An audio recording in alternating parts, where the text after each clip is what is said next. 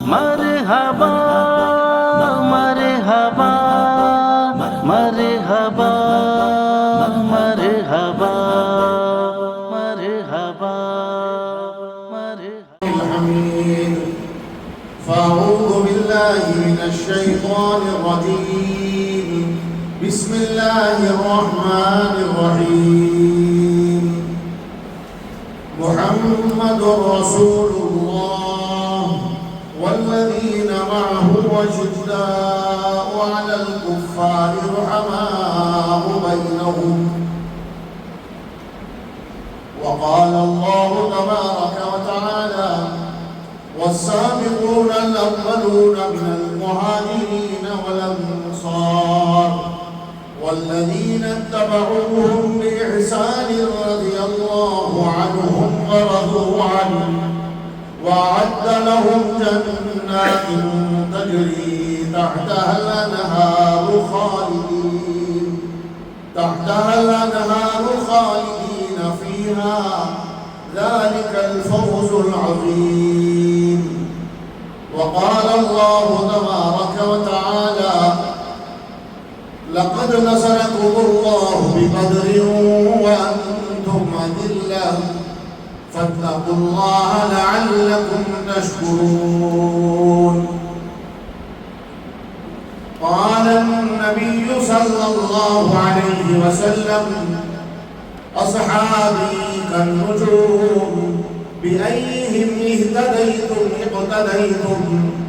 وقال النبي صلى الله عليه وسلم: عليكم بسنتي وسنة خلفاء الراشدين المهديين، أو كما قال عليه الصلاة والسلام. انتہائی قابل احترام ہم سب کے مشرف و مہربان حضرت مولانا کبیر الدین صاحب مظاہری مدد اللہ العالی، اللہ آپ کے سائے کو قادر قائم دائم رکھے، اللہ آپ کو صحت و سلامتی عطا فرمائے۔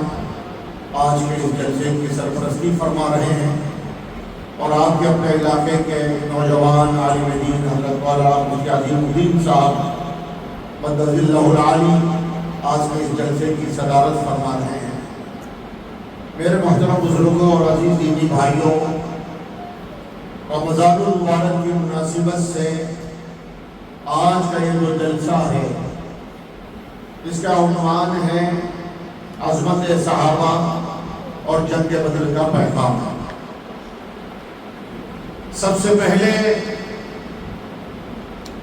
یہ بات ہمارے ذہن میں ہونی چاہیے، بلکہ ہم سب کو اس بات پر ایمان لانا ضروری ہے، اس بات پر اپنے عقیدے کو مضبوط کرنا ضروری ہے کہ اس کائنات اور اس دنیا میں اللہ تعالیٰ نے جہاں لاکھوں پیغمبروں کو اللہ نے پیدا فرمایا اور ہر زمانے میں ہر نبی کے چاہنے والے، ہر نبی کے متبعین اور ہر نبی کی پیروی کرنے والے بڑی تعداد میں رہے، لیکن جب اللہ تعالیٰ نے حضرت محمد صلی اللہ علیہ وسلم کو اپنا آخری پیغمبر اور آخری نبی بنا کے دنیا میں بھیجا تو آپ کی تشریف آوری کے فوراً بعد سے، یعنی آپ کو نبوت کے ملنے کے فوراً بعد سے اللہ نے اس دنیا میں رسول کریم صلی اللہ علیہ وسلم کی صحبت اور آپ کی تعلیم اور ہدایت کی بنا پر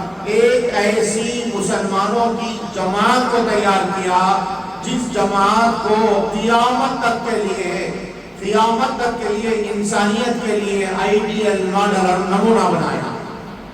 وہ جماعت ہے صحابہ کرام۔ صحابہ کرام اللہ کے بہت ہی برگزیدہ اور محبوب بندے، جنہوں نے ایمان کی حالت میں رسول کریم صلی اللہ علیہ وسلم کو دیکھا اور ایمان کی حالت میں رسول کریم صلی اللہ علیہ وسلم کی صحبت سے فیضیاب ہوتے رہے اور پھر ایمان کی حالت میں دنیا سے رخصت ہوئے، ان کو صحابی کہتے ہیں۔ اگر کوئی آدمی صرف رسول کریم صلی اللہ علیہ وسلم کو دیکھ لے، رسول کریم صلی اللہ علیہ وسلم کی زیارت کر لے تو اسے صحابی نہیں کہتے، بلکہ ایمان کی حالت میں نبی کی زیارت کرنا، ایمان کی حالت میں نبی کی صحبت میں بیٹھنا، ایمان کی حالت میں بھی اس کا دنیا سے رخصت ہونا بھی ضروری قرار دیا گیا۔ ورنہ بعض ایسے بھی تھے محروم القسمت جن کو اللہ تعالیٰ نے نبی کریم صلی اللہ علیہ وسلم کی زندگی میں ایمان کی دولت سے نوازا، اللہ نے آپ کو شرف عطا کیا، لیکن رسول کریم صلی اللہ علیہ وسلم کے دنیا سے پردہ فرمانے کے بعد وہ لوگ ابتلاء کا شکار ہو گئے، فتنہ ابتلاء میں مبتلا ہو کر دنیا سے کفر کی حالت میں مرے۔ اس لیے شرط لگائی گئی ایمان کی حالت میں اللہ کے نبی کو دیکھنا اور ایمان کی حالت میں دنیا سے رخصت ہونا۔ ان کو کہتے ہیں صحابی اور صحابہ۔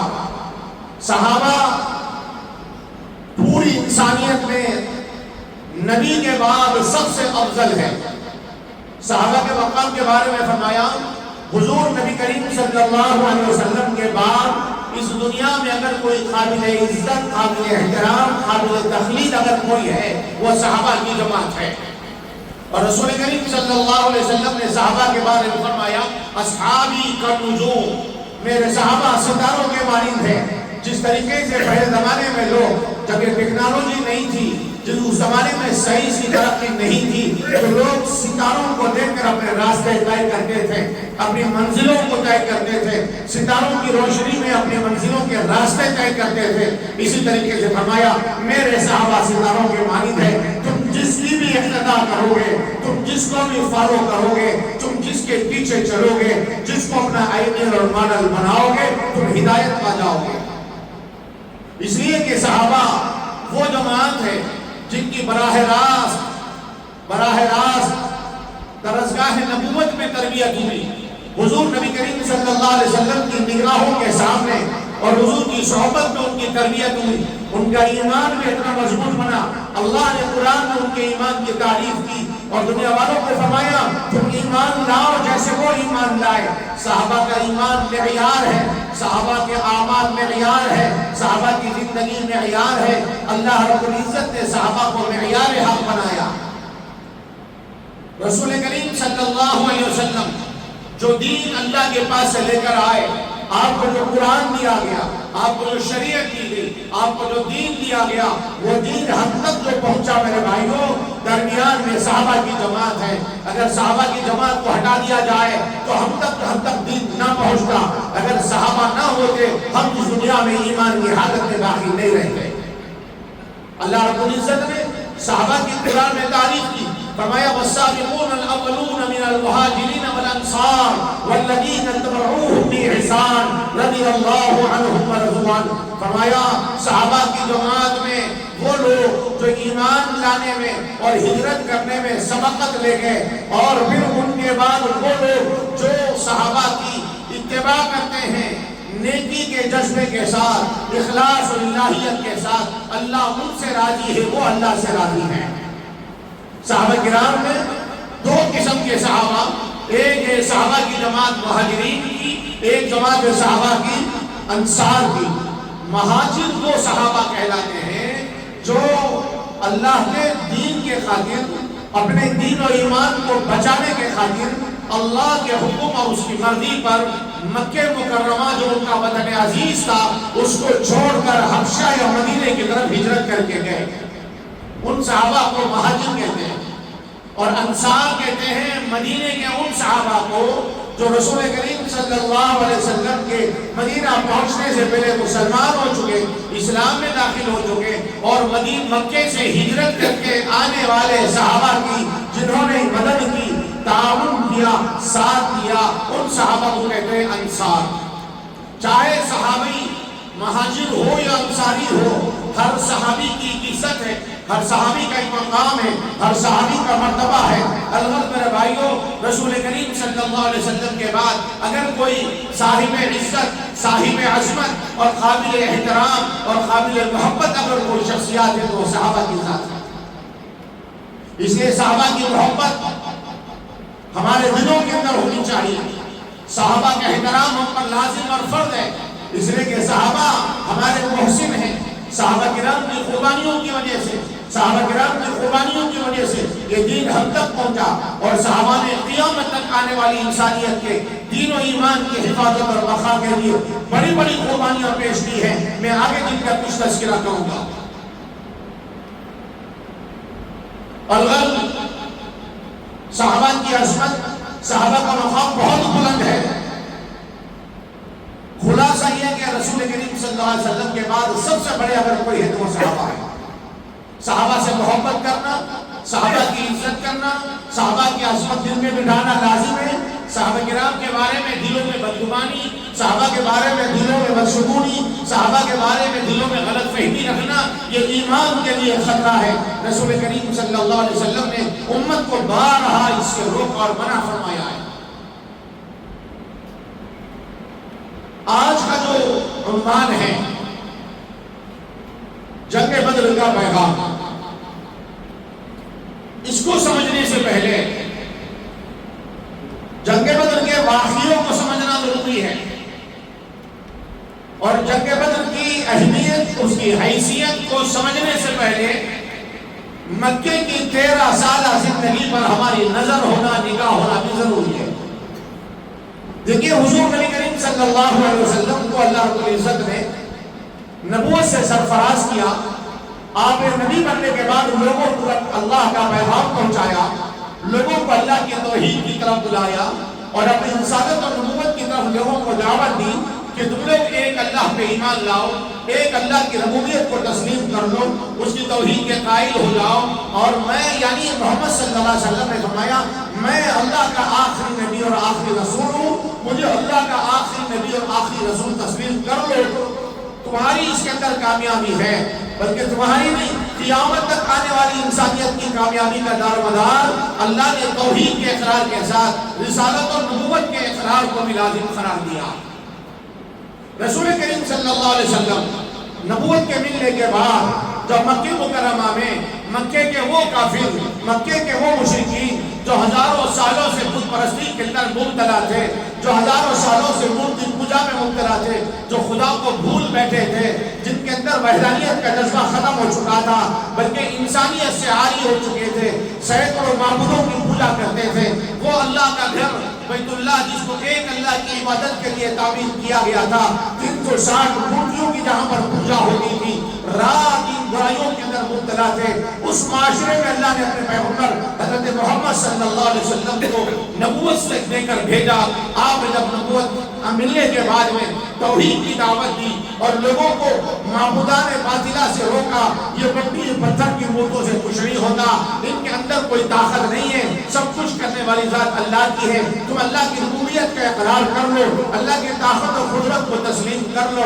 میرے بھائیو، ہم سب جانتے ہیں مکے کے کافروں کے لیے یہ پیغام بالکل اجنبی تھا، یہ پیغام بالکل ان کے عقیدے کے خلاف تھا۔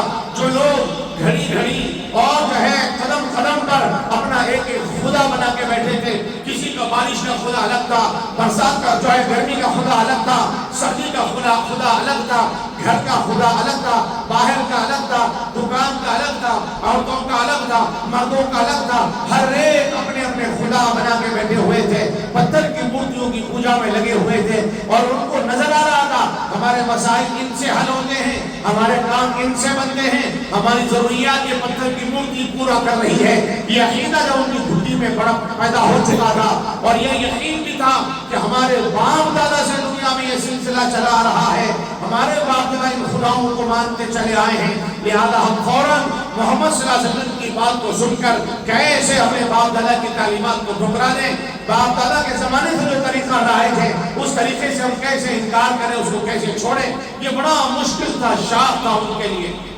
اس لیے مکے کے کافروں نے رسول کریم صلی اللہ علیہ وسلم کی مخالفت شروع کی، اور آپ صلی اللہ علیہ وسلم پر جو لوگ ایمان لاتے، جو آپ کے ہاتھ آپ ایمان قبول کر لیتے، ان کو ستانا، ان پر ظلم کرنا، ان کو تکلیفیں پہنچانا ان لوگوں نے شروع کر دیا۔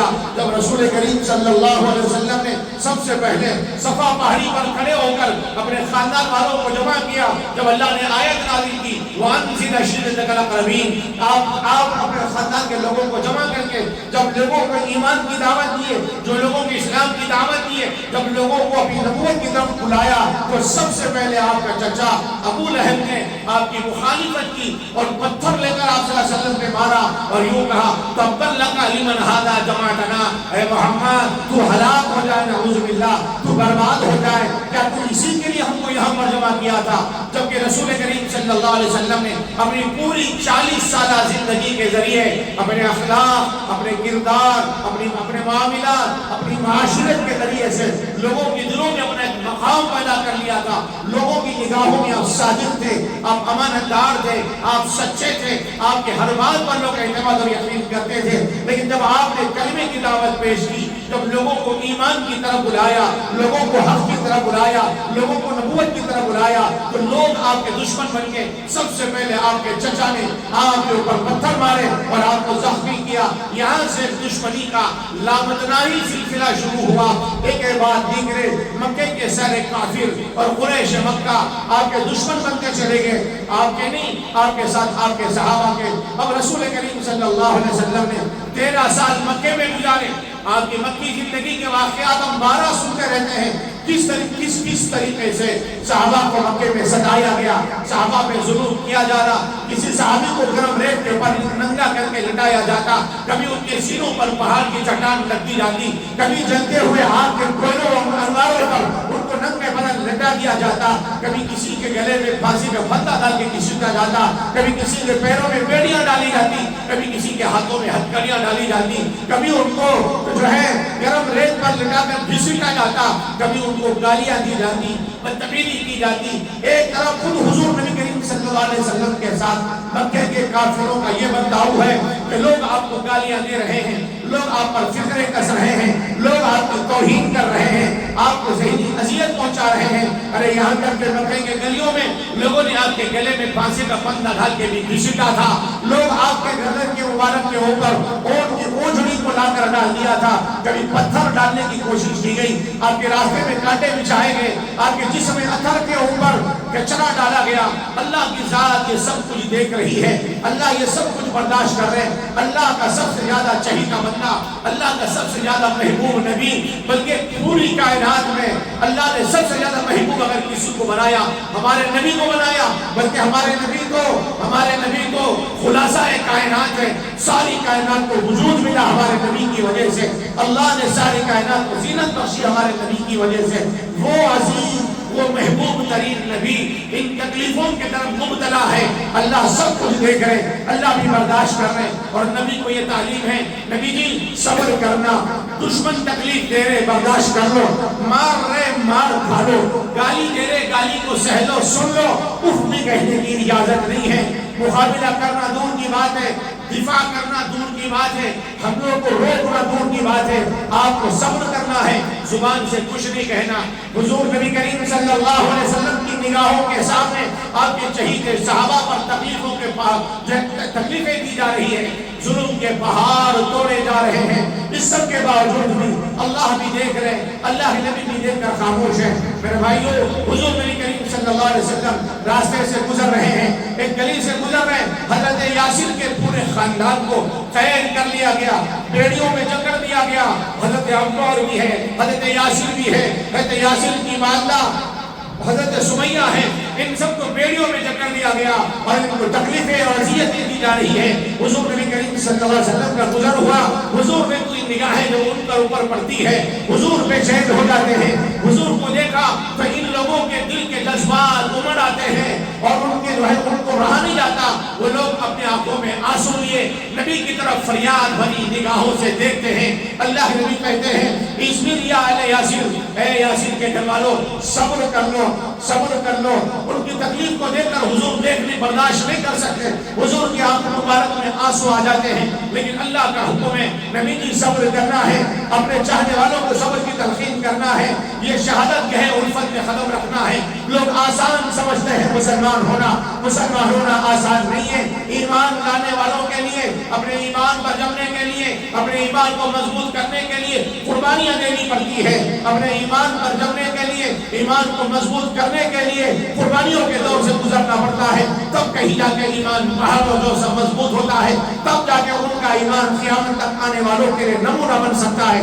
اسی لیے صحابہ کی قربانیاں پیش کر رہے ہیں، حضرت یاسر کے ساتھ انتہا کرنے کی ظلم و زیادتی کی، یہاں تک کہ میرے بھائیوں حضرت سمیہ رضی اللہ تعالی عنہ جو اسلام کی سب سے پہلی مظلوم عورت مانی جاتی ہے، جو اسلام کے اندر سب سے پہلے شہادت کو جسوں نے اپنے سینے سے لگایا، جام شہادت کو نوش کیا، وہ اسلام میں حضرت سمیہ رضی اللہ تعالی عنہ ہے۔ ابو جہل ملعون آتا ہے، حضرت سمیہ سے کہتا ہے اے سمیہ تم ایک دفعہ کہہ دو محمد صلی اللہ علیہ وسلم جھوٹے ہیں، محمد صلی اللہ علیہ وسلم کا نعوذ باللہ لایا ہوا دین غلط اور جھوٹا ہے، ہم تم کو تمہارے گھر والوں کو چھوڑ دیں گے۔ نوجوان بیٹے بھی بیڑیوں میں جکڑے ہوئے ہیں، شوہر کو ہتھکڑیاں ڈال دی گئی ہے، اور حضرت سمیہ کو برہنہ کر دیا گیا، ننگا کر دیا گیا، اور ان سے یہ سوال کیا جا رہا سمیہ تم ایک دفعہ کہہ دو جھوٹے ہیں محمد صلی اللہ علیہ وسلم، ہم تم کو چھوڑ دیتے ہیں۔ میرے بھائیوں موت سر پر منڈلا رہی ہے، دشمن تلوار لے کر سامنے کھڑا ہے،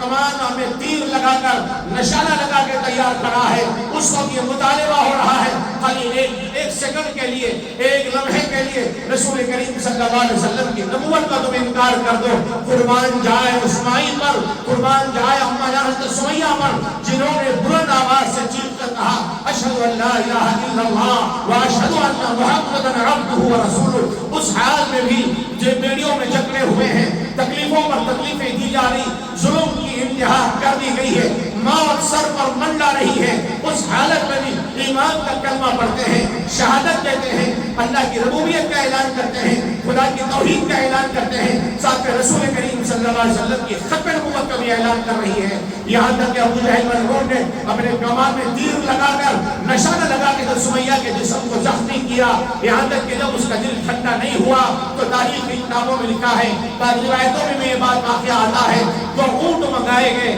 ایک پیر میں رسی باندھی حضرت سمیہ کے، اور رسی کو ایک اونٹ کے پیروں میں باندھ دیا گیا، دوسرے پیر میں حضرت سمیہ کی رسی باندھی گئی، دوسرے اونٹ کے پیر میں باندھ دیا۔ ابو جہل نے ایک اونٹ کو ادھر ہٹال دیا، دوسرے اونٹ کو ادھر ہٹال دیا، جب ایک اونٹ ادھر جاتا ہے دوسرا اونٹ ادھر چلے جاتا ہے۔ میرے بھائیوں ایسی دردناک حالت شاید کسی کی ہوئی ہوگی اسلام کی تاریخ میں۔ حضرت سمیہ رضی اللہ عنہ کے جسم کے دو ٹکڑے ہو گئے، آدھا جسم ادھر ہو گیا، آدھا جسم ادھر ہو گیا، اپنے جسم کے ٹکڑے کروا دیے، اپنے جسم کا خون کا آخری قطرہ بہا دیے، لیکن توحید کو نہیں چھوڑا، رسول کریم صلی اللہ علیہ وسلم کی ختم نبوت کے دامن کو نہیں چھوڑا۔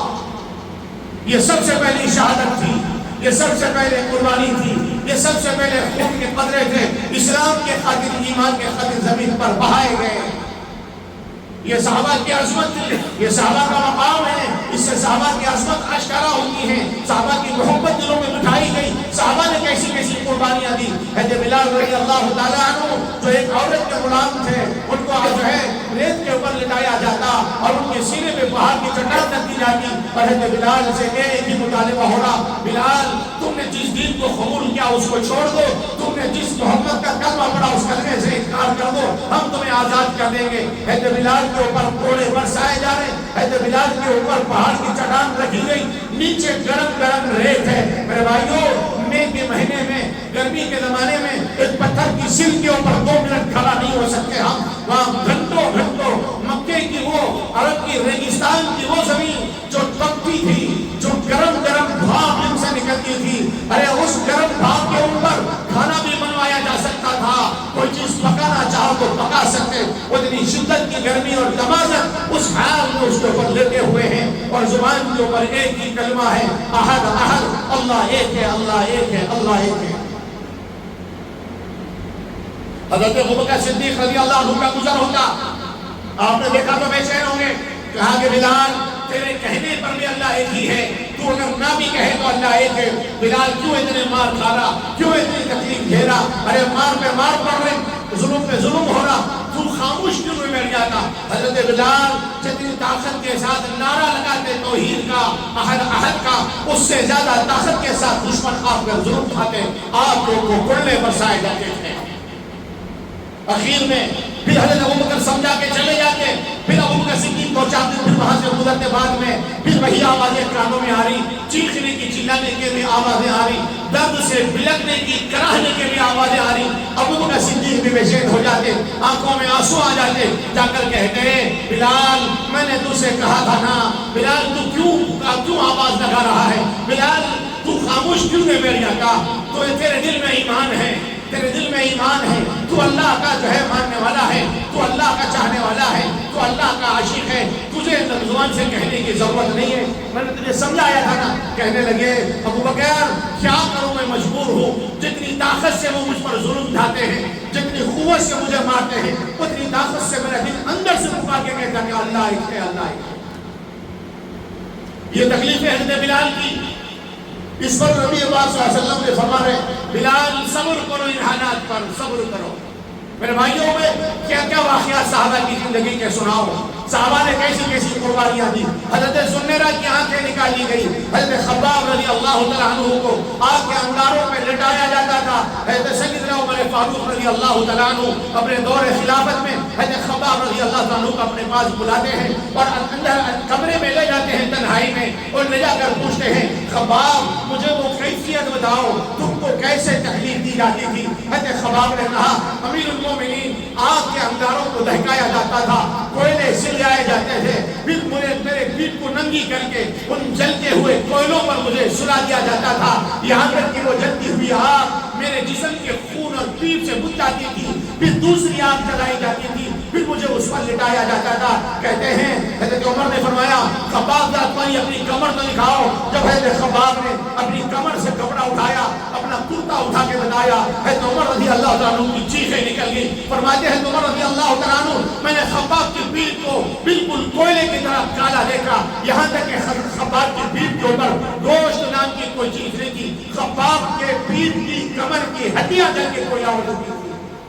کہنے لگے خباب میری زندگی بھر کی عبادت کا ثواب تم لے لو، میری پوری زندگی کی عبادتوں کا ثواب تم لے لو، یہ تکلیف اور خدا نے تم کو جو ثواب دے وہ ثواب مجھے دے دو۔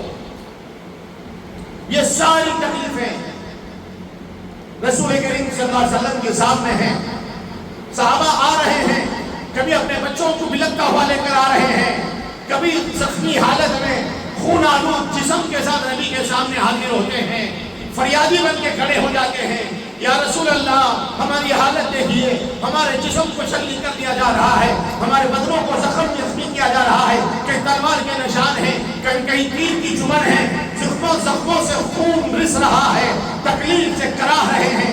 رسول کریم صلی اللہ علیہ وسلم دیکھتے ہیں، فرماتے ہیں کہ صبر کرو صبر کرو۔ میرے بھائیوں پورے 13 سال گزر گئے، یہاں تک کہ مکے کے ظالموں نے مکے میں رہنا جینا دور کر دیا، آپ کو وطن چھوڑنے پر مجبور کیا، فیصلہ کر لیا گیا محمد صلی اللہ علیہ وسلم کی گردن کاٹ دی جائے، محمد صلی اللہ علیہ وسلم کا سر قلم کر دیا جائے، رات بھر آپ کے گھر کا محاصرہ کر لیا گیا۔ اللہ نے اب حکم دیا محمد ہماری رحمت اب جوش میں آتی ہے، اب ہم سے ظلم دیکھا نہیں جاتا، اب ہماری طاقت ہماری قدرت اس کو برداشت نہیں کر سکتی، لہذا آپ مکے کو چھوڑ کر مدینہ ہجرت کر کے چلے جاؤ۔ میرے بھائیوں ہجرت کے واقعے کو بھی ذہن میں رکھنا ہوگا۔ اللہ کے رسول صلی اللہ علیہ وسلم مکے کے چھوڑ کے مدینے کو ہی طرف جا رہے ہیں، ابو بکر صدیق کے جھک کو آتے ہیں، ابو بکر کو اٹھاتے ہیں اور فرماتے ہیں ابو بکر خدا کا حکم ہے مکے کے چھوڑ کے مدینے کو جانا ہے، تیاری کر لو۔ ضرور تیار کر لیے، ان پر کچھ سامان رکھ لیا آپ نے اور پہاڑ کی طرف چلے، چلتے چلتے پہاڑ تک پہنچ گئے۔ حضور پاک صلی اللہ علیہ وسلم ننگے پیر چل رہے ہیں، پیروں کے اندر زخم آ گئے، پتھر چبھ رہے ہیں، ابو بکر صدیق سے رہا نہیں گیا، آپ کو اپنے کاندھے پر بٹھا لیا، پہاڑ پر لے کر گئے، جا کر غار ثور میں قیام کیا، 3 دن تک غار ثور کے اندر چھپے رہے، پھر 3 دن کے بعد نکل کر مدینے کی طرف ہجرت کی۔ راستے میں سراقہ نے راستہ روکا، آپ کو پکڑنا چاہا، آپ پر حملہ کرنا چاہا، اللہ نے حفاظت کی، بڑی قربانیوں کے ساتھ آپ مدینہ منورہ پہنچ گئے۔ پھر آپ کے بعد ایک بعد دیگرے صحابہ بھی آہستہ آہستہ مدینے کو روانہ ہونے لگے، مدینوں کو ہجرت کر کے جانے لگے۔ قرآن کریم کی آیت میں جس کو میں نے خطبے میں پڑھا، اللہ نے انہی صحابہ کی تعریف کی، والسابقون الاولون من المہاجرین والانصار، وہ صحابہ جو ایمان لانے میں بھی سبقت کیے اور ہجرت کرنے میں بھی پہل کیے، اللہ ان سے راضی ہے۔ صحابہ نے ہجرت کی۔ میرے بھائیوں، اپنا وطن چھوڑنا آسان کام نہیں ہے۔ ارے دنیا کمانے کے لیے، دولت جمع کرنے کے لیے لوگ وطن چھوڑتے ہیں، سال دو سال کے لیے کسی دوسرے ملک کو جاتے ہیں، کسی دوسری کنٹری کو جاتے ہیں۔ کتنا شان گزرتا ہے، کتنی تکلیف گزرتی ہے۔ یا صحابہ وطن کو چھوڑ رہے ہیں، اپنے مال و دولت کو چھوڑ کر جا رہے ہیں۔ حضرت سعد بن ابی وقاص رضی اللہ تعالیٰ عنہ مکے سے ہجرت کر کے مدینے کو آگے، مدینہ پہنچے، ہمیشہ مایوس رہتے، چہرے پر افسردگی ہے۔ رسول کریم صلی اللہ علیہ وسلم نے بلایا اور پوچھا، سعد کیا بات ہے، کیوں مجھے نظر آ رہے؟ کہا، یا رسول اللہ، میں ہجرت سے چند سال پہلے میں نے شادی کی، نئی نوی دلہن کو چھوڑ کر آیا، میرا ایک نوزائیدہ بچہ تھا، میرا ایک چھوٹا سا بچہ بھی تھا۔ میں جب ہجرت کر کے مکے سے مدینے کو آ رہا تھا، مکے والوں نے میری بیوی کو بھی روک لیا، مکے والوں نے میرے بیٹے کو بھی چھین لیا، اور مکے والے کہنے لگے، سعد یہ عورت ہماری ہے، مکے کی ہے، تو ان کو لے کے جا نہیں سکتا، یہ بچہ اس عورت کے پیٹ سے پیدا ہوا، مکے میں پیدا ہوا، مکے کا رہنے والا ہے، ہم اسے لے جانے نہیں دیں گے۔ یا رسول اللہ، میں نے اللہ کے خاطر آپ کے محبت میں نے ہجرت کی ہے، اور میں نے اپنی بیوی کو بچے کو چھوڑ کر یہاں پر آیا ہوں۔ میرے بھائیوں، یہ غم کوئی معمولی غم نہیں ہے، چند گھنٹے اپنی بیوی بچوں سے دور نہیں رہ سکتے، تڑپ جاتے ہیں، یہاں پر سالوں سال کے لیے چھوڑ کر چلے آئے ہیں۔ حضرت صہیب رومی رضی اللہ تعالیٰ عنہ جب مکے سے ہجرت کر کے مدینے کو جا رہے، ابو جہل ملعون آتا ہے اور کہتا ہے، صہیب کہ تیرا مال مکے کا ہے، تو روم سے آیا تھا، تیرے پاس کچھ نہیں تھا، تو نے مکے میں کاروبار کیا، تو نے یہ دولت جمع کی، یہ مکان تیرا مکے میں بنا، یہ جائیداد تیری مکے میں بنی، یہ پراپرٹی تیرے مکے میں بنی، آیا تھا تو تیرے پاس کچھ نہیں تھا، اب جائے گا تو وہ اکیلا جائے گا، اگر رہنا ہے تو یہاں رہ لے، اگر جانا ہے ساری جائیداد اور پراپرٹی چھوڑ کے جانا پڑے گا۔ نبی پاک صلی اللہ علیہ وسلم نے فرمایا، صہیب جب روم سے آیا تھا، جب مکے کی گلیوں میں خوشبو لگا کے باہر نکلتا تھا، ایسی خوشبو لگاتا تھا، سارے مکے کی گلیوں میں خوشبو مہک جاتی تھی، مکے کی گلیوں میں خوشبو پھیل جاتی تھی۔ جب ہجرت کر کے مدینہ آیا، جسم کے اوپر پہننے کو کپڑا تک نہیں ہے، پہننے کو کپڑا تک نہیں ہے۔ صحابہ نے ہر طرح کی قربانی کی، مکے میں اپنی جائیداد کو چھوڑا، اپنے خاندان کو چھوڑا، اپنے بینک بیلنس کو چھوڑا، اپنی کھیتی باڑی کو چھوڑا، اپنے باغات کو چھوڑا، مدینہ ہجرت کر کے چلے گئے۔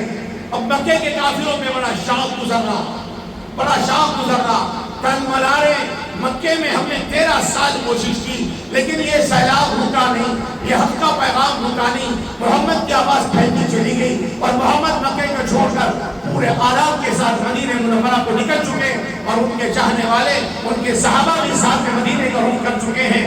مکے والوں سے رہا نہیں جا رہا، ابو جہل ہے، ابو سفیان ہے، عتبہ ہے، شیبہ ہے، اخنس بن شریح ہے، ولید بن مغیرہ ہے، امیہ بن خلف ہے، یہ وہ سردار ہیں جو ظلم ڈھانے میں کبھی پیچھے نہیں رہے، یہ سب پریشان ہیں، راتوں کی نیند اڑ گئی ہے کہ صحابہ مدینے کو چلے گئے، محمد صلی اللہ علیہ وسلم مدینہ پہنچ گئے، وہاں آرام سے رہ رہے، دیر رہا نہیں جا رہا، بار بار مکے سے مدینے پر حملے کر رہے ہیں، مکے سے مدینے پر جا کر حملے کرنے کی کوشش کرتے، کبھی ان کے اونٹوں کو کبھی چرا لیتے، کبھی ان کے قافلوں کو لوٹ لیتے، کبھی مدینے میں جا کے پتھراؤ کرتے۔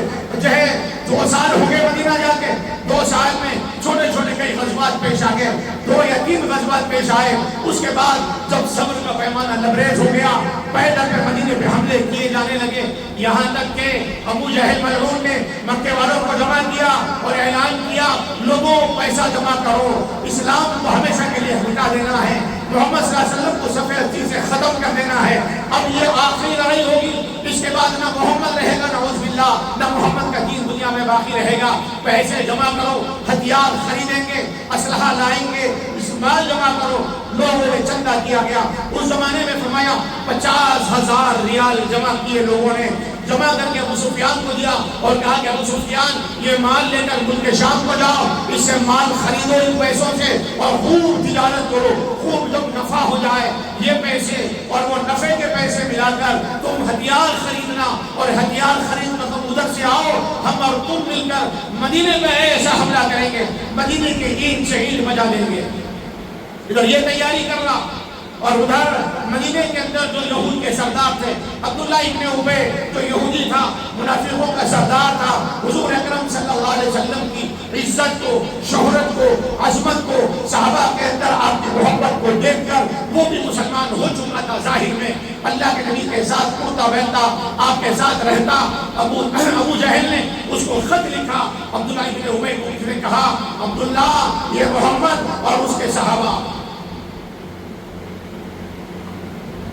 لٹے پٹے تھے، یہ کمزور لوگ ہیں، یہ لوگ مکہ چھوڑ کر مدینہ آ گئے، تم نے مدینے میں کیوں پناہ دی؟ تم پناہ مت دو، تم اپنی پناہ کو ختم کر دو، تم لوگ ان کا ساتھ مت دو، ان کو مدینے سے نکال کر باہر کرو۔ لیکن عبداللہ ابن ابی کی ہمت نہیں ہوئی، عبداللہ ابن ابی کے اندر یہ جرأت نہیں کی کہ محمد صلی اللہ علیہ وسلم کے خلاف کچھ کہتا۔ بہرحال ابو جہل خطوط کے ذریعے مدینے کے اندر رہنے والے دشمنان اسلام اور دشمنان رسول کی ذہن سازی کر رہا ہے، ایک پلاننگ کے ذریعے گراؤنڈ بنا رہا ہے مدینے پر حملہ کرنے کا، اور دوسری طرف مکے کے جو ہے نوجوانوں کو، ہونڈوں اور اوباشوں کو جمع کر کے ان کو تربیت دی جا رہی ہے، ٹریننگ دی جا رہی ہے مدینے پر حملہ کرنے کی، مسلمانوں کو مٹا دینے کی، اور اس کے لیے اسلحہ جمع کیا جا رہا۔ ادھر سے عبد المطلب پہنچ گئے ملک شام کو، رسول کریم صلی اللہ علیہ وسلم کو اطلاع ملی مکے کے کافر یہ سازشیں کر رہے ہیں، اور اس طریقے کی ان کی پلاننگ ہے، اور آپ صلی اللہ علیہ وسلم نے صحابہ سے مشورہ کیا، کہا کہ معلوم ہوا ابو سفیان ہتھیار لے کر ملک شام سے مکے کو جائے گا، مدینے سے ہو کر جائے گا، چلو ہم ایک کام کریں گے، راستے میں جا کر ابو سفیان کے قافلوں کو روک لیں گے اور اس سے ہتھیار چھین لیں گے، ورنہ اگر وہ ہتھیار مکے کو پہنچ جائے تو مکے والے ہمارے اوپر چڑھائی کریں گے اور مدینے والوں پر حملہ کر کے مدینے کو نقصان پہنچائیں گے۔ اب کیا کریں؟ اس کے لیے تیاری کرو۔ حضور نے ادھر اعلان کر دیا، ادھر اللہ رب العزت جو آج تک مکے کے 13 سال میں اجازت نہیں ہے کبھی قتال کی، اجازت نہیں ہے کبھی کسی پر ہتھیار اٹھانے کی، اور 2 سال ہو گئے مدینے کو آ کر ابھی بھی اجازت نہیں ہے، فوری اللہ کی طرف سے آیت اتری، اذن للذین یقاتلون، اللہ کی طرف سے اجازت دے دی گئی تم ان لوگوں کو، صحابہ کو قتال کی، یعنی اب جہاد کرنا فرض ہو گیا، تم اپنا دفاع کر سکتے، اپنا ڈیفنس کر سکتے۔ اگر دشمن تمہارا مقابلے پہ آ رہا ہے اور تمہیں اذیت پہنچاتا ہے، تمہیں تکلیف پہنچاتا ہے، تو تم اپنا دفاع کر سکتے ہیں، تم اپنا ڈیفنس کر سکتے ہیں۔ اب یہاں سے جہاد کا حکم آ گیا، قتال کا حکم آ گیا۔ رسول کریم صلی اللہ علیہ وسلم صحابہ کو جمع کر کے صحابہ میں اعلان کر رہے ہیں، اے صحابہ اللہ کی طرف سے جہاد کا حکم ہے، اللہ کے راستے میں نکلنا ہے، چلو چل کے ابو سفیان کے قافلوں کو روک لیں گے۔ ایسا نہ ہو کہ ابو سفیان کا قافلہ مکے کو پہنچ جائے اور مکے کے کافر پوری طاقت و قوت کے ساتھ مدینے پہ چڑھائی کر لیں، اس سے پہلے ہم جا کے اس کے قافلے کو روک لیں گے۔ رسول کریم صلی اللہ علیہ وسلم نے جہاد کا اعلان کیا، مدینے کی گلیوں میں کوہرام مچ گیا، صحابہ جوڑوں در جوڑ جمع ہو رہے۔ مسجد نبوی میں میرے بھائیوں عجیب جذبہ ہے صحابہ کے دلوں میں، دین کی آبیاری کا، دین کو پھیلانے کا، دین کی حفاظت کا، دین کی اشاعت کا، قیامت تک آنے والے ایک ایک انسان تک کلمہ ایمان کو پہنچانے کا، اللہ کے احکام اور تعلیمات کو پہنچانے کا، نبی کی سنت اور نبی کو طریقوں کو پہنچانے کا ایک جذبہ ہے، اس کے لیے تیار ہے۔ اگر آپ جان مانگے تو جان دے دیں گے، مال مانگو تو مال دے دیں گے، ارے ہر طرح کی قربانی دینے کو صحابہ تیار ہے۔ صحابہ کرام میں بھی جوش جہاد ہے، صحابہ میں جذبہ پیدا ہو گیا، صحابہ تیاری کر رہے جانے کی، چلنا ہے چلو چلیں گے۔ عورتوں میں الگ جذبہ ہے، عورتیں اپنے اپنے گھروں میں تیاری کر رہے ہیں، کیا کریں؟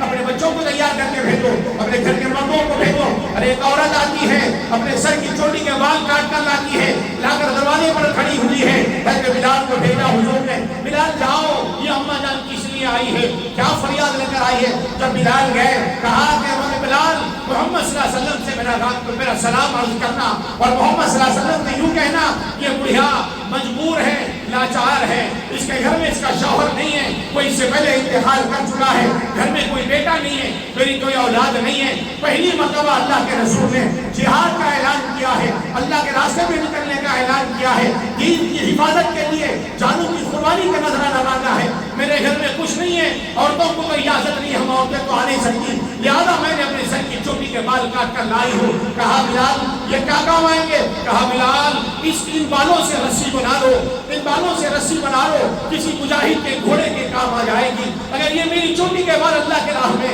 پہلی مرتبہ جہاد کے لیے قافلہ جا رہا، پہلی مرتبہ اللہ کے راہ میں صحابہ نکل رہے ہیں، یہ میری چوٹی کے بال میں اگر کام آ جائے تو کل حشر کے میدان میں خدا کو مدی کھانے کے قابل رہوں گی۔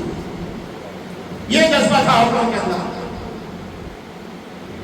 کتابوں میں لکھا مدینے کی گلیوں میں دو بچے کھیل رہے تھے، کانوں میں آواز پڑی کہ اللہ کے نبی کا حکم ہے، اللہ کی طرف سے اب اجازت آ چکی ہے، دشمنان اسلام دشمن پر حملہ، اسلام پر حملہ کرنے کی تیاری کر رہے ہیں، لہذا اسلام کی دفاع کے لیے اللہ کے نبی نے آواز دی، بلایا ہے، چلو اب تو دوڑنا ہے، اب تو جانا ہے۔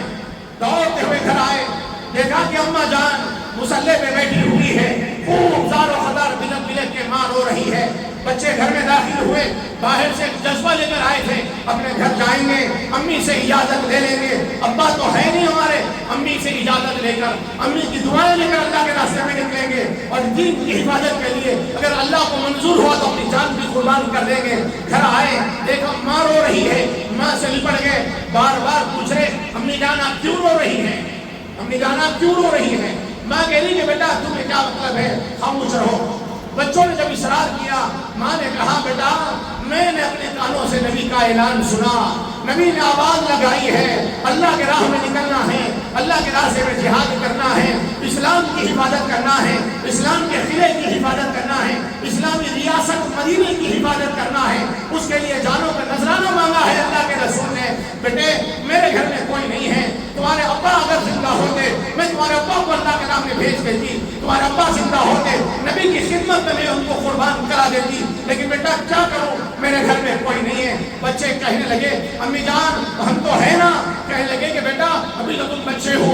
بچوں نے کہا امی ہم بچے ہیں لیکن ایمان کے کچے نہیں ہیں، ابھی ہم جوان نہیں ہیں، لیکن امی خدا کی قسم ہمارا ایمان جوان ہے، آپ بے فکر ہو کر ہمیں اجازت دے دو، ہمیں اجازت دے دو، ہم اللہ کے راستے میں جانے کو تیار ہیں۔ نوجوانوں جنگ بدر سے کیا پیغام ملتا ہے؟ اصل میں ہماری کمزوری یہ ہے، آج امت کے بڑے طبقے کو پتہ بھی نہیں ہے یہ جنگیں کیوں ہوئی ہیں، ان جنگوں کا مقصد کیا تھا، یہ لڑائیاں کافروں کے ساتھ کیوں ہوئی، کس حال میں ہوئی، اور اس کے ذریعے سے کیا ہوا، اسلام کیسے تیزی سے دنیا میں پھیلا، دشمنان اسلام کا کیسا خلا خما کیا گیا، ان کی رکاوٹوں کو کیسے دور کیا گیا، ان کی سازشوں کو کیسے ناکام کیا گیا۔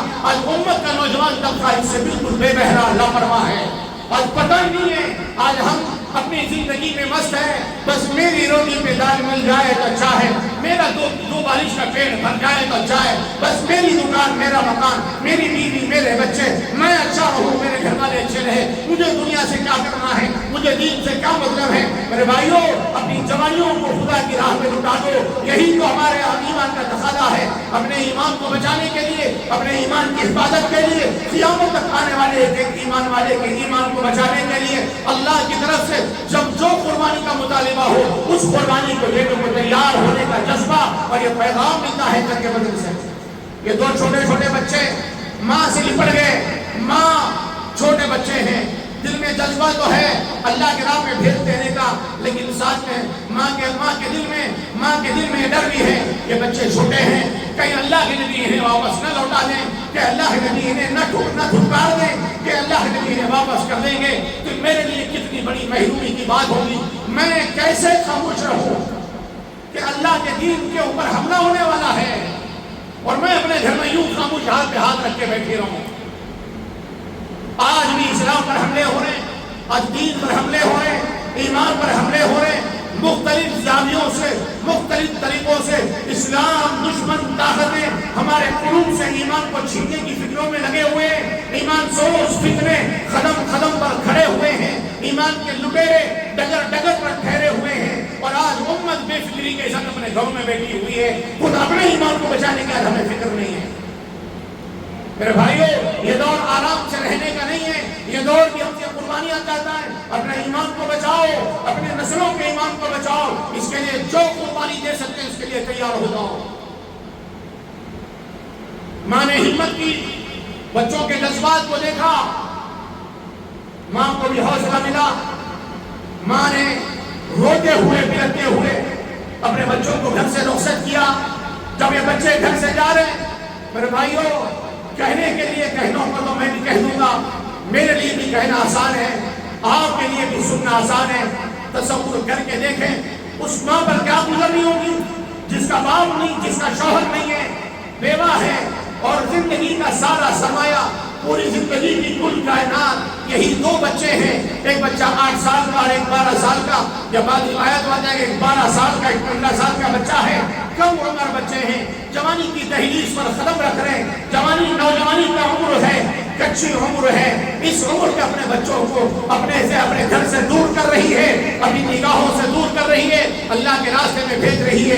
ارے میرے بھائیو واپس آنے کی گارنٹی نہیں ہے، یہ بچے پھر واپس آئیں گے نہیں آئیں گے نہیں معلوم ہے، ہو سکتا اللہ کی راہ میں شہید ہو جائیں، یا ہو سکتا غازی بن کے جنگ جیت کے آ جائیں۔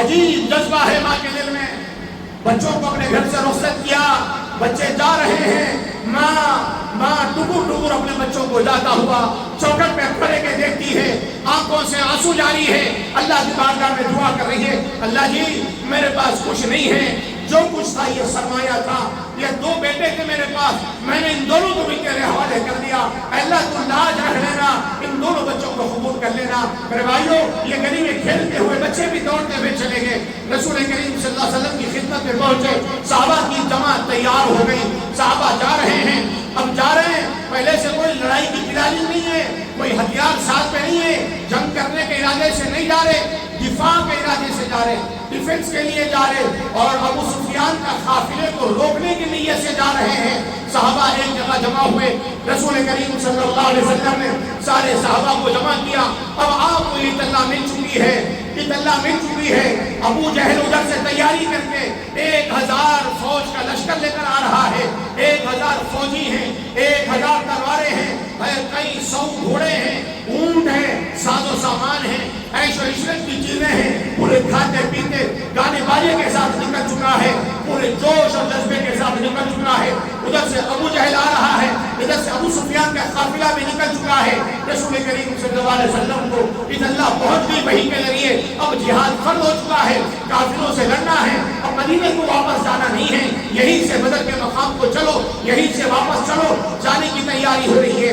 رسول کریم صلی اللہ علیہ وسلم نے 12 رمضان مبارک کی 12 تاریخ کو مدینے سے نکلے تھے اور پہنچے ہیں 17 تاریخ کو یا 16 تاریخ کو پہنچ گئے ہیں بدر کے مقام پر۔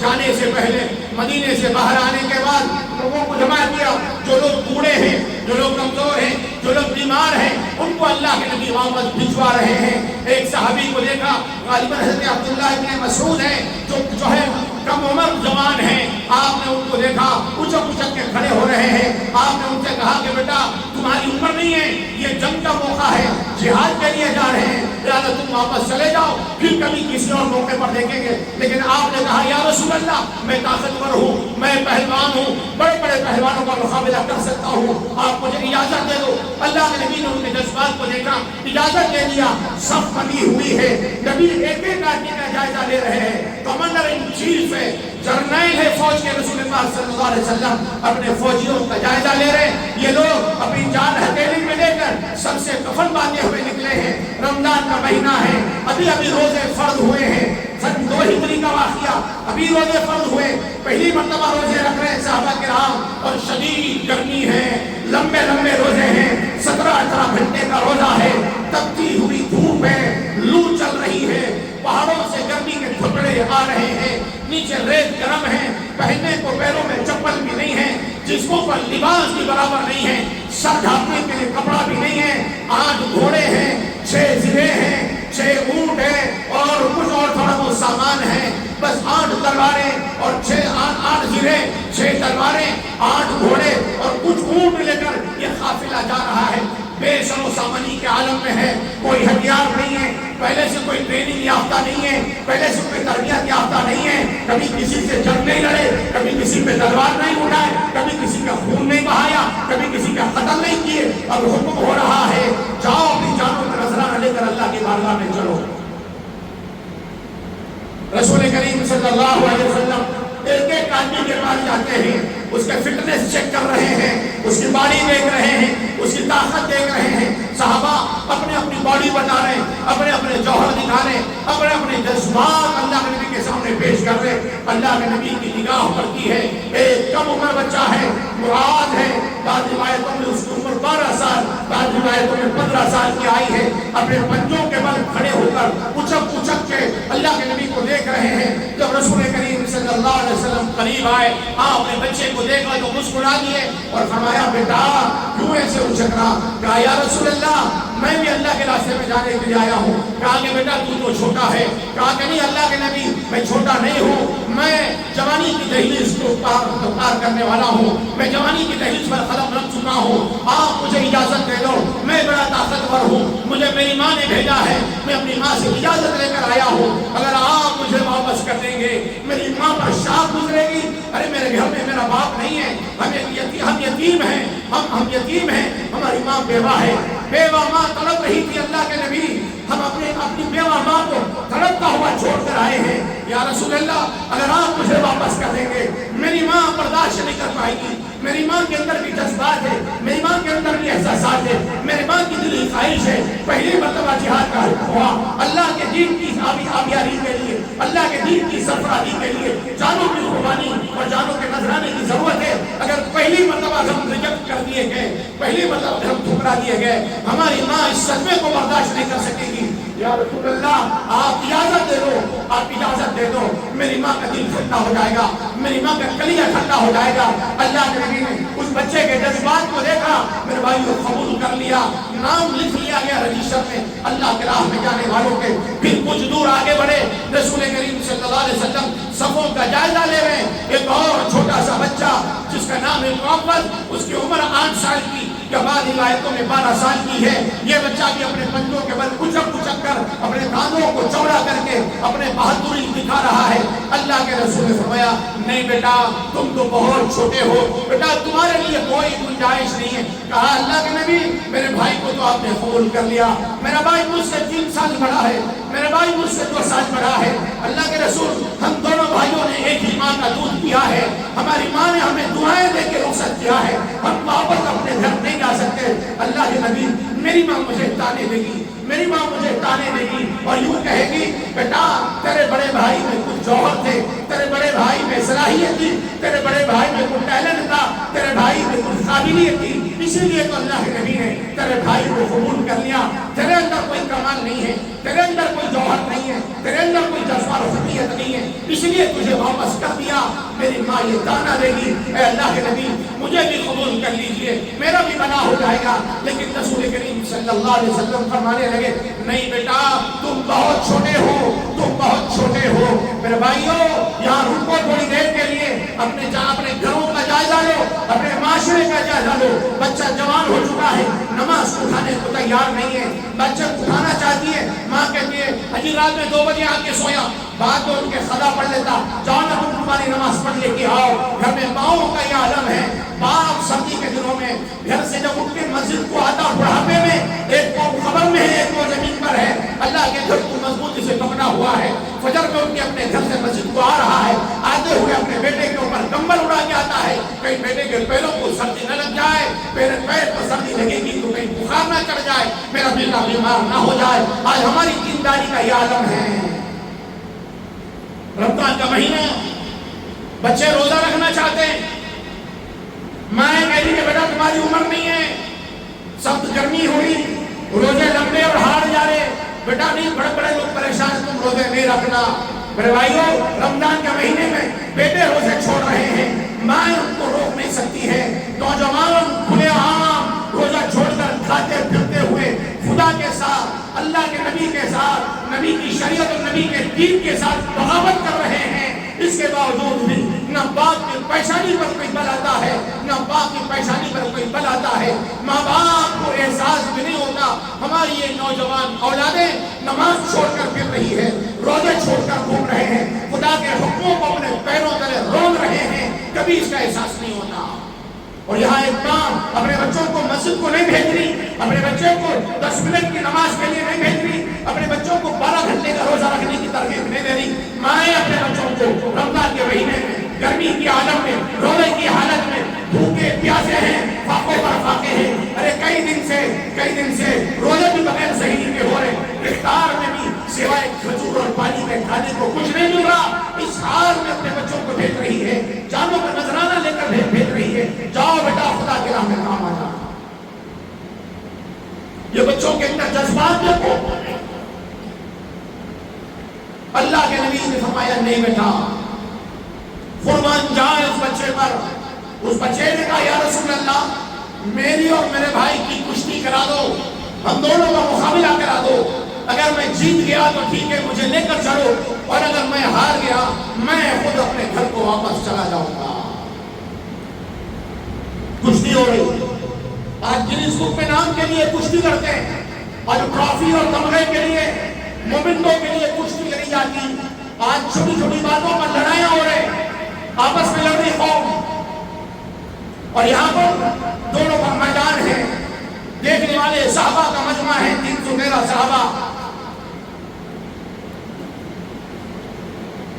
اللہ کے نبی نے اجازت دی، دونوں بھائیوں میں کشتی کا مقابلہ ہو رہا.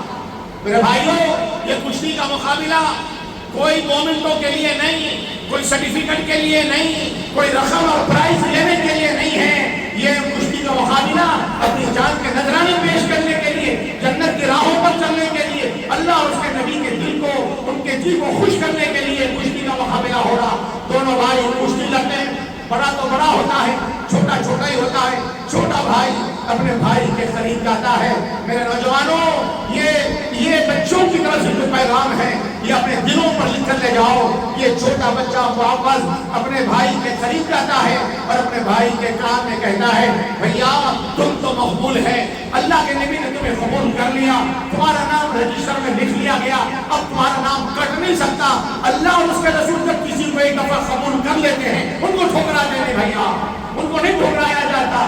اللہ کے نبی نے میرے کو قبول نہیں کیا، اگر بھیا اگر میں ہار گیا مجھے گھر کو واپس جانا پڑے گا، میں اپنے ماں کو کیا منہ دکھاؤں گا. بھیا ایک کام کرو نا، میں تم کو گرائے جیسا کروں گا، تم نیچے گر جانا، میں تمہارے تمہارے سینے کے اوپر چڑھ کر بیٹھ جاؤں گا. اللہ کے نبی مجھے قبول کر لیں گے. بھیا تم آج زمین پر گرو گے، اللہ قیامت تک تم کو سر بلند کر دے گا، اللہ قیامت تک تمہیں بلند کر دے گا. تم بھی قبول ہو گئے خدا کی بارگاہ میں، میں بھی قبول ہو جاؤں گا اللہ کی بارگاہ میں. دونوں بھائی لڑنے لگے. صحابہ حیران ہیں، کشتی کا مقابلہ ہو رہا. کشتی کون کرا رہے ہیں؟ کشتی اللہ کے نبی کرا رہے ہیں. اللہ کے نبی کھڑے ہوئے ہیں، یہ نظارہ دیکھ رہے ہیں، صحابہ یہ منظر دیکھ رہے ہیں. دونوں بھائی میں تھوڑی دیر کشتی ہوتی ہے. چھوٹا بھائی جیسے بڑے بھائی کے کان میں کہتا ہے، بڑا بھائی نیچے گر جاتا ہے اور چھوٹا بھائی ان کے سینے پہ چڑھ کے بیٹھ جاتا ہے. اللہ کے نبی دونوں کو بھی قبول کر لیتے ہیں. دونوں نے قربانی دی. قیامت تک کے لیے اللہ نے ان دونوں کے نام کو اتنا روشن کیا. میرے بھائیوں کوئی تاریخ ان دونوں کے نام کے بغیر مکمل نہیں ہو سکتی. جنگ بدر کا واقعہ، جنگ بدر کا پیغام، جنگ بدر کی ہسٹری ان دونوں کے نام لیے بغیر پوری نہیں ہو سکتی ہے. یہ وہ دو جیالے ہیں، یہ دو وہ نوجوان ہیں، یہ وہ مرد مجاہد ہیں جنہوں نے کم عمری میں قیامت تک آنے والے نوجوانوں کو للکار کر گئے ہیں. قیامت تک آنے والے نوجوانوں کو یہ دعوت دے کر گئے ہیں، یہ پیغام دے کر گئے ہیں. ارے وہ جوانی کس کام کی جو خدا کے دین کے لیے کام نہ آئے، وہ جوانی کس کام کی جو آخرت کی اپنی ضرورتوں کو پورا نہ کر لے. اس جوانی کے اوپر دکھ ہے، اس جوانی پہ لعنت ہے. جو جوانی خواہشات پہ گزرتی ہے، جو جوانی منمانی زندگی گزارنے میں لگ جاتی ہے، جو جوانی منچاہی زندگی گزارنے میں لگ جاتی ہے، اس جوانی کے اوپر لعنت ہے، धिक्कार ہے. پیغام دے رہے نوجوانوں اپنی جوانی کو دین کے لیے استعمال کر لو، اپنی جوانی کو خدا کے دین کے خاطر قربان کر دو. تمہاری جوانی اللہ کے دین کے لیے قبول ہو جائے. جوانی کی عبادت بڑھاپے کی عبادت سے افضل ہے. جوانوں کی عبادت پر اللہ کو رشک آتا ہے. جوانی کی عبادت پر خدا مہربان ہوتا ہے. جوانوں کی عبادت کو خدا پسند کرتا ہے. جوانوں کے سجدوں کو خدا پسند کرتا ہے. جوانوں کی آنکھوں سے گرنے والے آنسوؤں کی خدا قدر کرتا ہے. جوانوں کی جوانی میں کی جانے والی عبادت کی خدا راز کرتا ہے. جوانی میں کی جانے والی توبہ کو خدا جلدی قبول کرتا ہے. اپنے اندر وہ ایمانی جذبہ پیدا کرو. اسلام کی حفاظت، ایمان کی حفاظت، دین کی حفاظت ہماری ذمہ داری ہے. موت تک انشاءاللہ اپنے دین کی حفاظت کریں گے. دین کی حفاظت اور آبیاری کے لیے جسم کا آخری خون کا قطرہ بھی گر جائے پرواہ نہیں کریں گے، اپنے جسم کے ٹکڑے کرا دیں گے، اپنے جسم کی بوٹی بوٹی کرا دیں گے، لیکن اسلام پر دین پر کوئی حرف اور آنچ آنے نہیں دیں گے۔ یہ جذبہ ہر مومن کے دل میں ہونا چاہیے۔ ہر ماں باپ کی ذمہ داری ہے اپنے اولاد کے دلوں میں اس جذبے کو پیدا کرنا۔ اللہ کے نبی نے قبول کر لیا، یہ دونوں بچے بھی تیار ہو گئے۔ صحابہ چلے اللہ کے نبی کی عمارت میں، نبی کی نگرانی میں قافلہ چلا، پیدل جا رہے ہیں، پیروں پر چپل نہیں ہے، پیروں پہ جو ہے کپڑے باندھے ہوئے ہیں، تیز گرمی ہے، گرم ریت کے اوپر چلتے تو پیروں میں چھالے آ رہے ہیں، رونے کی حالت میں ہیں۔ اللہ کے نبی فرما رہے ہیں کہ اجازت ہے شریعت میں، سفر میں روزہ چھوڑ سکتے ہیں، اللہ کے راہ میں نکلے ہوئے ہو، جہاد میں نکلے ہوئے ہو، دھوپ شدت کی ہے، کھانے کا سامان بھی تمہارے پاس کوئی اثر نہیں ہے، لہذا تم کو اجازت ہے، شریعت رخصت دیتی ہے، تم بعد میں ان روزوں کو قضا کر لینا۔ لیکن تاریخ گواہ ہے میرے بھائیوں، کسی صحابی نے بھی روزے کو نہیں چھوڑا، کسی صحابی نے بھی روزے کو نہیں چھوڑا۔ چھوٹے چھوٹے بہانوں سے روزہ چھوڑ دیتے ہیں، آج بخار آئی روزہ چھوڑ گیا، پیٹ میں درد روزہ چھوڑ گیا، میں صاحب شوگر کا مریض ہوں، شوگر پیشنٹ ہوں، ڈر لگ رہا، ابھی ڈر کی وجہ سے روزہ چھوڑ گیا۔ کبھی دکان کے بہانے، کبھی کاروبار کے بہانے، کبھی بیماری کے بہانے، کبھی کسی اور بہانے روزے چھوڑ دے رہے اور کھلا کہہ رہے نہیں صاحب پیٹ پالنا بھی فرض ہے، بیوی بچوں کو پالنا بھی فرض ہے۔ میرے بھائیوں، بیوی بچوں کو پالنا یقیناً فرض ہے، اس فرض سے بڑا فرض روزہ رکھنا ہے۔ کیا روزے رکھ کر بیوی بچوں کو نہیں پالا جا سکتا؟ روزے کی حالت میں کاروبار نہیں کیے جا سکتے؟ روزے کی حالت میں بٹی ڈھکی نہیں جا سکتی؟ کیا روزے کی حالت میں دکان نہیں چلائی جا سکتی؟ کیا روزے کی حالت میں کاروبار نہیں چلائے جا سکتے؟ ارے بالکل چلا سکتے ہیں، جب ہمیشہ جمع کے 4 مہینے کاروبار کیا جا سکتا ہے۔ رمضان میں روزے کی حالت میں کاروبار کرنے میں کیا ہے؟ چھوٹے چھوٹے بہانوں سے روزے چھوڑ رہے ہیں، احساس بھی نہیں ہے۔ میرے بھائیوں، اس روزے کے بارے میں اللہ کے نبی نے فرمایا، رمضان کا ایک روزہ اگر کوئی آدمی کسی عذر کی وجہ سے چھوڑ دے اور اس کے بدلے میں پوری زندگی روزہ رکھ لے، خدا کی قسم رمضان کے ایک روزے کا بدلہ نہیں ہو سکتا۔ رمضان کے ایک روزے کا جتنا ثواب ہے، بعد میں پوری زندگی کا روزے رکھ لے گا اس کے ایک روزے کے بدلے میں، تب بھی اس کو وہ ثواب نہیں ملے گا۔ اس لیے خدا کے لیے روزے مت چھوڑو۔ روزہ رکھنے سے روحانی طاقت پیدا ہوتی ہے، روزہ رکھنے سے ایمان مضبوط ہوتا ہے، روزہ رکھنے سے اللہ کی ذات عالی کا یقین دلوں میں بیٹھتا ہے، روزہ رکھنے سے روحانیت آتی ہے، روزہ رکھنے سے چہرے پہ نورانیت آتی ہے، روزہ رکھنے سے زندگی میں تقویٰ، طہارت، پرہیزگاری پیدا ہوتی ہے۔ فکر کریں گے انشاءاللہ، روزوں کی بھی فکر ہو، نماز کی بھی فکر ہو۔ صحابہ روزے کی حالت میں چلے، جاتے جاتے مدینہ منورہ سے 130 کلومیٹر دور ایک جگہ ہے گول مقام بدر، وہاں پر اللہ کے نبی رک گئے، آپ نے وہاں پر قیام کیا۔ ادھر سے ابو جہل مردود بہت بڑا قافلہ لے کر آیا، ادھر سے ابو سفیان جانے والا، اس کو کسی مخبر نے خبر دے دی محمد صلی اللہ علیہ وسلم 313 صحابہ کو ساتھ میں لے کر میدان بدر میں تیرا انتظار کر رہے ہیں، اگر اپنی جان بچانا ہے پتلی گلی سے بھاگ جا، کسی ارتم راستے سے، کسی دوسرے راستے سے مکے کو واپس چلا جا۔ ابو سفیان ساتھ میں ہتھیار ہیں، ساتھ میں لوگ بھی ہیں، نوجوان بھی ہیں، اس کے باوجود بھی ہمت نہیں کر سکا، مکے کو واپس جا رہا اور ابو جہل میں چلا دیا۔ ابو جہل ہم کو خبر ملی ہے محمد صلی اللہ علیہ وسلم بھی مدینے سے نکل چکے ہیں، صحابہ ساتھ میں ہیں، مقابلہ بڑا سخت ہوگا، ٹکر کا مقابلہ ہوگا، تم ہرگز بھی ہمت مت کرو، تم آگے مت بڑھو۔ مگر ابو جہل کو غرور تھا، تکبر تھا، فخر تھا، انانیت تھی، اپنے اوپر گھمنڈ تھا، وہ جو نشے میں چور ہے، محمد صلی اللہ علیہ وسلم سے دشمنی کٹ کٹ کے بھری ہوئی ہے، مدینے پر حملہ کرنے کے جذبے کے ساتھ چلا ہے۔ حضرت محمد صلی اللہ علیہ وسلم اور آپ کے چاہنے والے، آپ کے جانثار، آپ کے فداکار حضرات صحابہ کرام رضوان اللہ تعالیٰ علیہ مجمعین کو صف افتی سے مٹا دینے کے لیے ہتھیاروں کے ساتھ، لاؤ لشکر کے ساتھ، ساز و سامان کے ساتھ چلا۔ اس نے کہا کہ ارے چھوڑو ابو سفیان، کوئی پرواہ نہیں، ہم نکل چکے ہیں، ہم ارادہ کر کے نکل چکے ہیں، بدلہ لیں گے ہم چھوڑیں گے نہیں، اب ہم واپس نہیں ہونے والے۔ ادھر سے ابو جہل بھی اپنی پوری فوج لے کر آیا، وہ بھی بدر کے وفا پر ایک جگہ رک گیا۔ 16 رمضان کو صحابہ کرام پہنچ گئے، رات ہے میرے بھائیوں، جمعہ کی رات ہے، 17 رمضان رمضان ہے.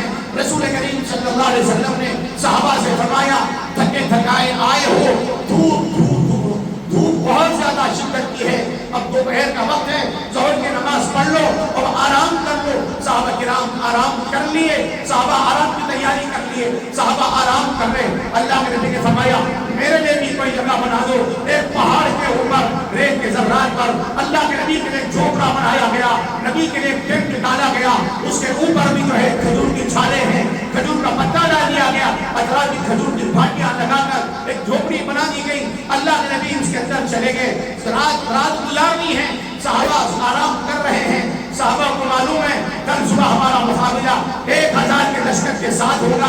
ہر ایک آدمی کے پاس ایک تلوار ہے, ہمارے پاس معمولی سی 8 تلواریں ہیں, چند گھوڑے ہیں, 6 زرے ہیں, ہمارے پاس کوئی ساز و سامان نہیں ہے, لیکن مقابلہ کرنا ہے کل صبح. صحابہ آرام کر رہے ہیں. رسول کریم صلی اللہ علیہ وسلم رات بھر دعاؤں میں ہیں. سیدنا ابوبکر صدیق فرماتے ہیں حضرت سعد بن معاذ کو وہاں پر کھڑا کر دیا گیا اور کہا سعد کسی کو اندر آنے کی اجازت نہیں ہے سوائے ابوبکر کے. ابوبکر صدیق کہتے ہیں عشاء کی نماز کے بعد میں گیا, دیکھا اللہ کے نبی سجدے کی حالت میں, دیکھا اللہ کے نبی رکوع کی حالت میں ہے, پھر گیا دیکھا کبھی قیام میں ہے, جا کر دیکھا اللہ کے نبی دعائیں مانگ رہے ہیں, اللہ کے سامنے گر گڑا رہے ہیں, اللہ کے سامنے رو رہے ہیں. کبھی آپ کی چادر دھڑک جاتی, ابوبکر صدیق جا کر چادر اڑا دیتے, آپ کی پگڑی سر سے اتر کے گر گئی, سجدے کی حالت میں ہے. رات کے 12 بجے گئے, اللہ کے نبی دو جہاں کے سردار سجدے کی حالت میں پڑے ہوئے رو رہے ہیں, اتنے آنسو نکل رہے ہیں, آپ کی داڑھی مبارک بھیگ گئی ہے, سینے کے بالوں سے پانی ٹپک رہا ہے. ارے وہ روز کے ذرات رش کے جنگل بن گئے ہیں, وہ ذرات پورے نبی کے آنسوؤں میں بھیگے ہوئے ہیں. میرے بھائیوں نبی کے آنسوؤں سے ریت بھیگ چکی ہے, اتنے آنسو نکل رہے ہیں. بار بار اللہ سے دعائیں مانگے, اپنی عاجزی کا اظہار کریں, اللہ سے کہے اللہ جی آپ نے مجھ سے مدد کا وعدہ کیا ہے, اللہ آج میری مدد کی ضرورت ہے, آج میری صحابہ کی تو مدد کر دینا. رسول کریم صلی اللہ علیہ وسلم سجدے کی حالت میں ہیں. ابوبکر صدیق کہتے ہیں ایک سناٹا چھایا ہوا ہے, نبی کی آنکھوں سے آنسو جاری ہے, نبی سرگوشی کر رہے ہیں, دعائیں مانگ رہے ہیں. میں قریب جا کے دیکھا, مجھے ڈر ہوا, خدشہ ہوا کہ اللہ کے نبی رخصت تو نہیں ہوں گے, دنیا سے پردہ نہیں فرما گے. قریب جا کے دیکھا اللہ کے نبی گر گڑا کے دعائیں مانگ رہے ہیں, اللہ سے عرض کرتے ہیں اللہم ان تہلک هذه العصابۃ لا تعبد فی الارض. کہتے ہیں اللہ جی اگر یہ جماعت کل ہلاک ہو گئی, یہ تیرے بندے اگر کل مارے گئے, یہ تیرے بندے اگر کل شہید ہو گئے, پھر روئے زمین پر تیری عبادت کرنے والا کوئی نہیں ہوگا. دنیا میں کوئی ایمان والا باقی نہیں رہے گا, دنیا میں کلمے والا باقی نہیں رہے گا, دنیا میں تیرا نام بلند کرنے والا باقی نہیں رہے گا. اگر یہ کل صبح اگر شہید ہو گئے, یہ کل صحابہ اتباع صحابہ اگر مارے گئے, اگر یہ قتل کر دیے گئے, دنیا میں اذان نہیں ہوگی, دنیا میں نماز نہیں ہوگی, دنیا میں قرآن باقی نہیں رہے گا, دنیا میں دین باقی نہیں رہے گا. اللہ جی قیامت تک دین باقی رہنا ہے, قیامت تک اسلام باقی رہنا ہے. ان صحابہ کی جماعت کی تو حفاظت کر لینا. بڑی قربانیوں سے اس جماعت کو تیار کیا ہے, بڑی قربانیوں سے اس جماعت کو پروان چڑھایا ہے. اللہ جی کل تو اس کی لاج رکھ لینا. میرے بھائیوں صحابہ معیار حق ہے, صحابہ معیار ایمان ہے, صحابہ کی وجہ سے ہمیں ایمان ملا. صحابہ ہے تو ایمان ہے, صحابہ ہے تو قرآن ہے, صحابہ ہے تو دین ہے. اگر درمیان سے ان کو ہٹا دو دنیا میں کچھ باقی نہیں رہے گا. ان کا بڑا احسان ہے, بڑا احسان ہے. نبی نے یہ نہیں فرمایا اللہ جی کل کو اگر میں رہوں گا دین مل جائے گا, اگر میں زندہ نہیں رہا قرآن باقی نہیں رہے گا, اگر میں زندہ نہیں رہا تیرا نام دینے والا کوئی باقی نہیں رہے گا. نہیں, یہ فرما رہے میرے صحابہ اگر نہیں ہوں گے تو ایمان باقی نہیں ہوگا, میرے صحابہ نہیں ہوں گے تو دین نہیں رہے گا, میرے صحابہ نہیں ہوں گے تو کوئی تیری مدد کرنے والا دنیا میں باقی نہیں رہے گا. صحابہ کی عظمت کو اشارہ کیا, صحابہ کے مقام اور مرتبے کو بلند کر کے بتا دیا قیامت تک آنے والے کو. دعا کر رہے اللہ اگر یہ ہلاک ہو گئے پھر روئے زمین پر تیری مدد کرنے والا کوئی نہیں رہے گا. فوری اللہ نے نہیں بھیجی, استستغیثون ربکم فاستجاب لکم انی ممدکم بالف من الملائکۃ مردفین. نبی جی آپ نے ہم سے مدد چاہی, ہم نے وعدہ کیا تھا مدد کا, ہم نے اس کو پورا کر دیا, اور ہم 1000 فرشتوں کے ذریعے تمہاری مدد کریں گے.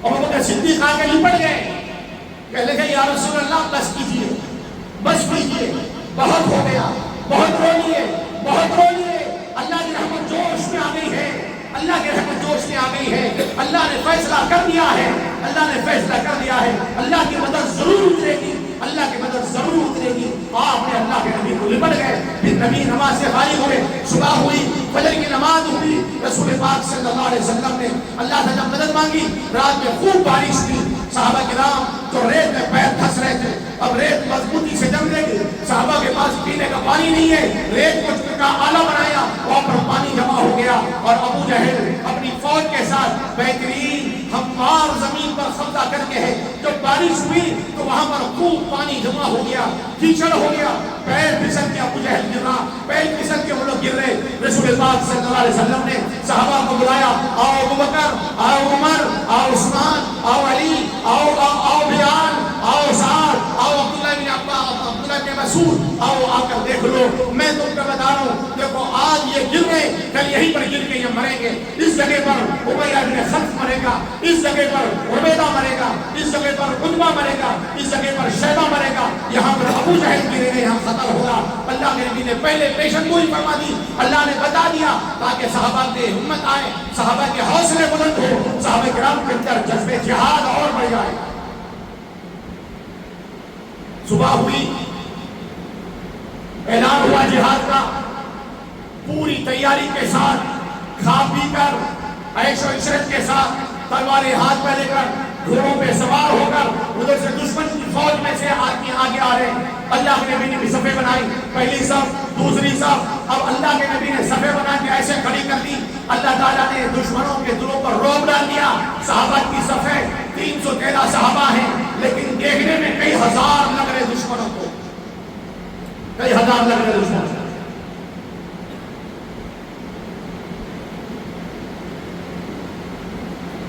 ابو جہل گھوڑے پہ سوار ہو کے آتا ہے ادھر سے، عتبہ اور شیبہ بھی آگے بڑھتے ہیں، نعرے لگا کے آتے ہیں، رولی ہبل، ہبل کی جے ہو۔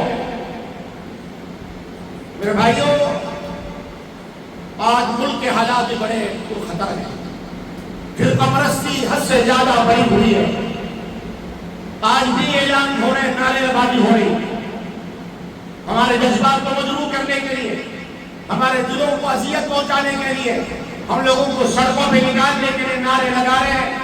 ان نعروں سے گھبرانا نہیں، ان نعروں کو سن کر دل چھوٹے مت کرنا، صحابہ کی زندگی کے حالات کو بھی نگاہوں کے سامنے رکھنا۔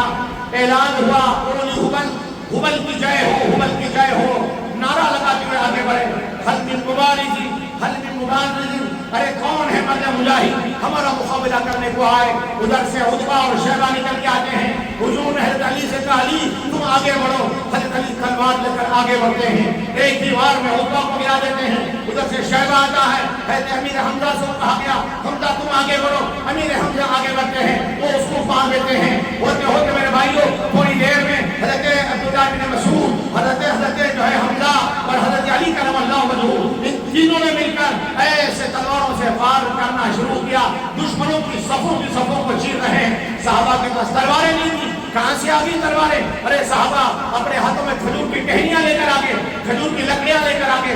اللہ کے نبی نے فرمایا، لاؤ کھجور کی ٹہنیاں لے کر آؤ۔ نبی کے ہاتھ، نبی اپنے ہاتھوں میں کھجور کی ٹہنی لے کر صحابہ کے ہاتھ میں دیتے ہیں، وہ ٹہنی کھجور کی ہے، لکڑی ہے کھجور کی، صحابہ کے ہاتھ میں جاتے ہیں، نبی کا معجزہ ہے، وہ تلوار بن جاتی ہے، تلوار بن جاتی ہے۔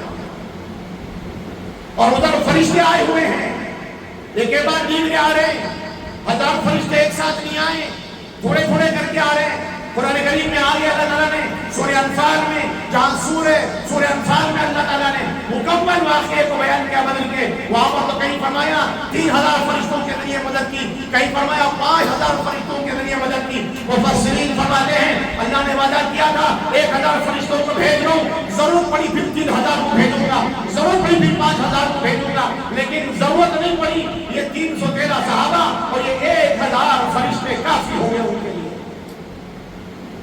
دشمنوں کی صفوں میں بحران مچ گیا، جیسے ہی ایک کے بعد ایک آ رہے ہیں اور صحابہ ان کی گردنوں کو اڑا رہے ہیں۔ خدا کی غیبی مدد ہے، روزے کی حالت میں بھوکے پیاسے ہیں، فاقہ کش ہیں، لیکن دل میں جذبہ ہے اللہ کے دشمنوں سے مقابلے کا۔ دین کی حفاظت کا، ایمان کی حفاظت کا، یہاں تک کہ دشمن بھی اب آگے بڑھے۔ اللہ کے نبی نے بھی اعلان کر دیا تم لوگ بھی آگے بڑھ کے حملہ کر دو۔ اب یہاں سے گھمسان کی لڑائی شروع ہو گئی، خطرناک موڑ اختیار کر گیا میدان کاذاب میں شور ہے، جذبات ہے، نعرے بازی ہو رہی، صحابہ نعرہ لگا رہے اللہ اکبر کا، اور انہوں نعرہ لگا رہے اولی حبل کا، لات و عزا کی قسمیں کھائی جا رہی، صحابہ خدا کی قسم کھا رہے، خدا کا نام بلند کر رہے، صحابہ لڑ رہے، مقابلہ ہو رہا، دشمن کی صفوں کو چیرتے چلے جا رہے ہیں۔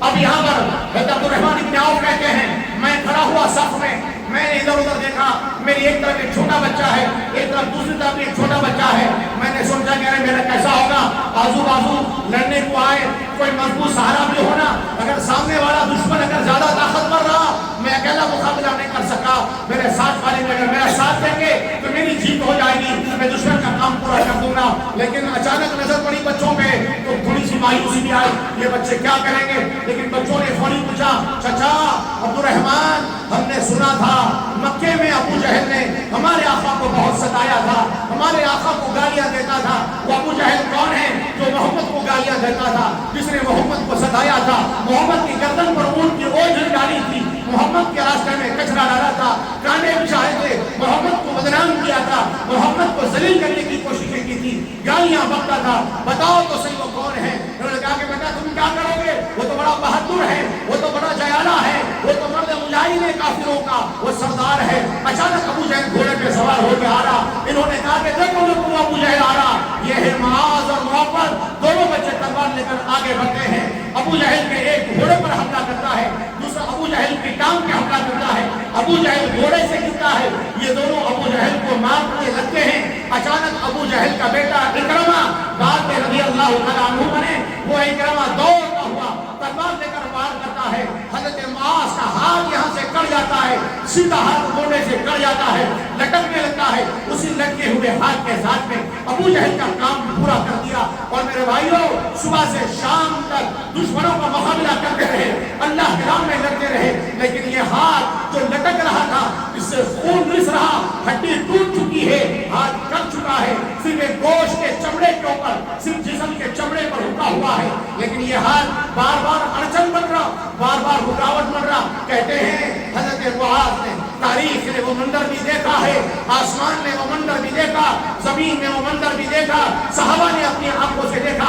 حضرت معاذ نے اپنے اس ہاتھ کو، جس ہاتھ کی وجہ سے اللہ کے راہ میں جہاد کرنے سے، اللہ کے حکم کو پورا کرنے سے، نبی کے دی ہوئی تعلیمات اور ایک فریضے کو پورا کرنے میں رکاوٹ بن رہا ہے ہاتھ، آپ نے اس ہاتھ کو اپنے پیر کے نیچے رکھا، دوسرے ہاتھ سے یوں کھینچا اور کھینچ کر ہاتھ کو نکال کر پھینک دیا۔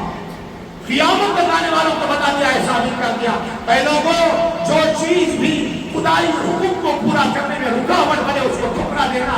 دکان رکاوٹ بنتی نماز پڑھنے میں، دکان کو ٹھوکر مار دو، مکان رکاوٹ بنتا مکان کو ٹھوکر مار دو، بیوی بچوں کی محبت دین پر چلنے میں رکاوٹ بنتی تم اس کی بھی قربانی دے دو، جب تک تمہارا دین مکمل نہیں، ایمان مکمل نہیں ہو سکتا۔ اس کٹے ہوئے ہاتھ کو نکال کر پھینک دیا، ایک ہاتھ سے شام تک لڑتے رہے۔ یہ وہ کارنامہ ہے معاذ اور معاوض کا جو قیامت تک سنوری حکم میں لکھا گیا۔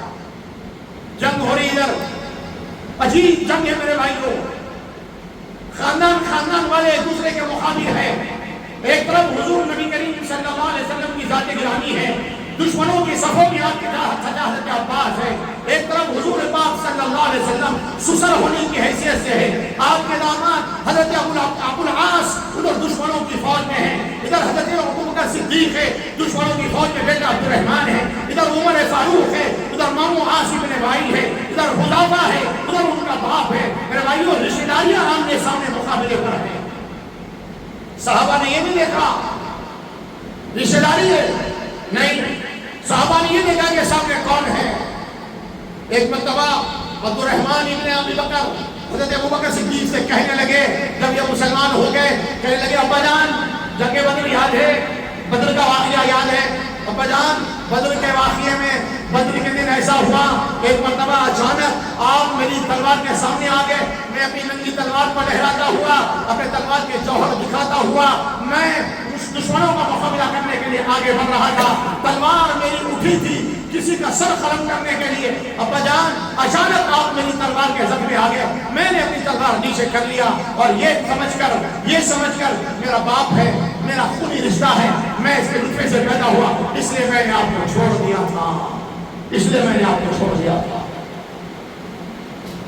سیدنا ابوبکر صدیق رضی اللہ تعالیٰ عنہ نے فرمایا بیٹا عبد الرحمن تو اپنے کفر میں کچا تھا اس لیے تو نے مجھے چھوڑ دیا، کاش عبد الرحمن اگر تو میری تلوار کے مقابلے میں آ جاتا، خدا کی قسم میں یہ نہیں دیکھتا کہ میری تلوار کے سامنے میرا بیٹا ہے یا میرا باپ ہے، اگر میری تلوار کے سامنے اللہ کا اس کے رسول کا دشمن، اگر میری تلوار کے سامنے دین کا دشمن، دین کا باغی آتا، میں یہ نہیں دیکھتا کہ باپ ہے یا بیٹا ہے، میں اپنی تلوار سے اس کے جسم کے ٹکڑے کر دیتا تھا۔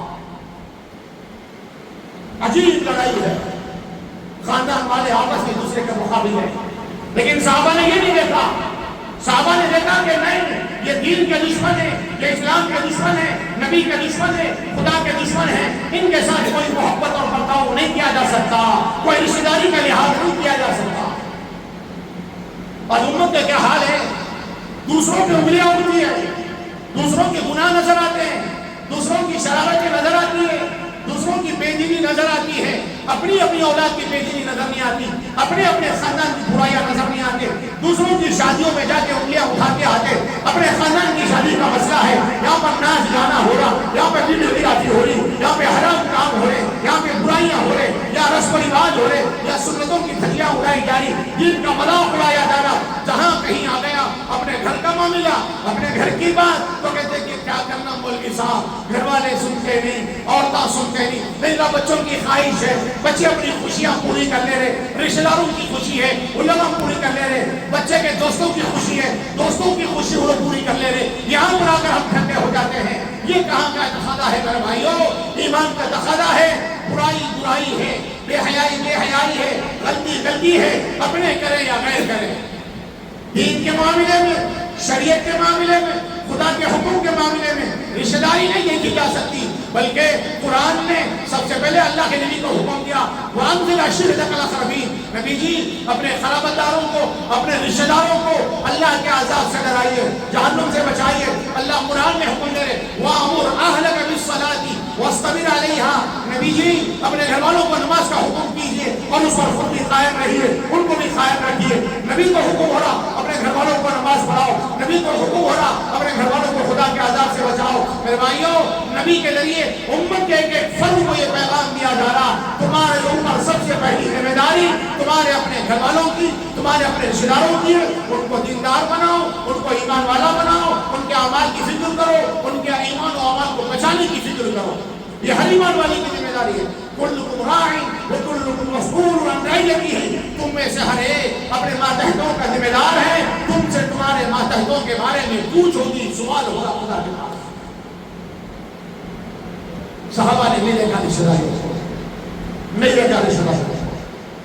جب چلی شام تک چلتی رہی، 14 صحابہ شہید ہوئے، 70 کافر مارے گئے، 70 کافر قید کر لیے گئے، باقی میدان چھوڑ کر بھاگ گئے۔ خدا کی غیبی مدد ایسی آئی، اللہ نے فرشتوں کو بھیج کر مدد کی، اور صحابہ نے سب سے پہلے جو جنگ ہے اسلحے کے اعتبار سے اور تقابل کے اعتبار سے اور قتل و خون کے اعتبار سے جو سب سے پہلے لڑائی ہے مارکہ ہے وہ جنگ بدر کا ہے، اور ایک ایسی جنگ تھی جس نے کفر میں اور اسلام میں اور حق اور باطل میں تمیز کر کے بتا دیا، اور دنیا سے کفر مٹنے لگا، کفر کو پسینے آ گئے، اور یہاں سے شروعات ہوئی۔ اس کے بعد کئی جنگیں ہوئی مدینے میں آنے کے بعد، پھر اس کے بعد سن 8 ہجری میں مکہ فتح ہوا، وہ بھی رمضان کا مہینہ تھا، 20 رمضان کو فتح مکہ کا واقعہ پیش آیا۔ رسول کریم صلی اللہ علیہ وسلم نے تو مکہ کو فتح کر لیا، سب لوگوں کے سامنے اسلام کو پیش کیا۔ اب مکہ مدینے میں سوائے مسلمانوں کو کوئی باقی نہیں رہے، سارے کافروں کو یا تو اسلام کی دعوت دی گئی، وہ لوگ اسلام قبول کر لیے، یا پھر ان لوگوں کو مکہ اور مدینہ خالی کرنے کا حکم دے دیا گیا۔ مکہ اور مدینہ کافروں سے پاک ہو گئے۔ یہاں سے جنگ بدر سے سن 2 ہجری سے شروعات ہوئی، سن 7 ہجری تک جنگیں ہوتی رہی، سن 8 ہجری پھر مکہ فتح ہوا۔ اس کے بعد ساری دنیا میں اسلام پھیل گیا، دنیا کے چپے چپے میں، کونے کونے میں، خریا خریا، گلی گلی، گاؤں گاؤں اللہ کے رسول کا پیغام پہنچ گیا۔ میرے بھائیوں، یہ جنگ بدر کے ذریعے یہ پیغام ملتا ہے کہ لوگوں اپنے ایمان کی حفاظت کے لیے، اپنے نسلوں کی ایمان کی حفاظت کے لیے، دین کی بقا کے لیے، شریعت کی حفاظت کے لیے ہر وقت ہر قسم کی قربانی دینے کو تیار ہو جاؤ۔ اس لیے کہ صحابہ کرام نے ثابت کر دیا، اور نبی کے سامنے مدینے سے جانے سے پہلے جب نبی نے سب کو جمع کر کے مشورہ کیا تھا، صحابہ نے اپنے اپنے جذبات کو پیش کیا۔ مہاجر صحابہ آگے بڑھ بڑھ کے پیش کر رہے، نبی خاموش ہے۔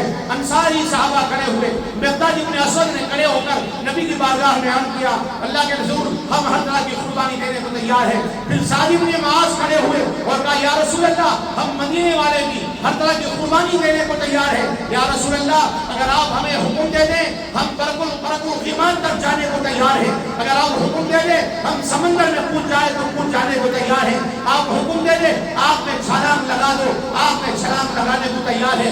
گویا یہ کہنا چاہتے ہیں نبی جی اگر آپ جان مانگو گے جان دینے کو تیار ہے، مال مانگو گے تو مال بھی دینے کو تیار ہے، ہمارا سب کچھ آپ کے لیے آپ کے دین کے لیے قربان ہے۔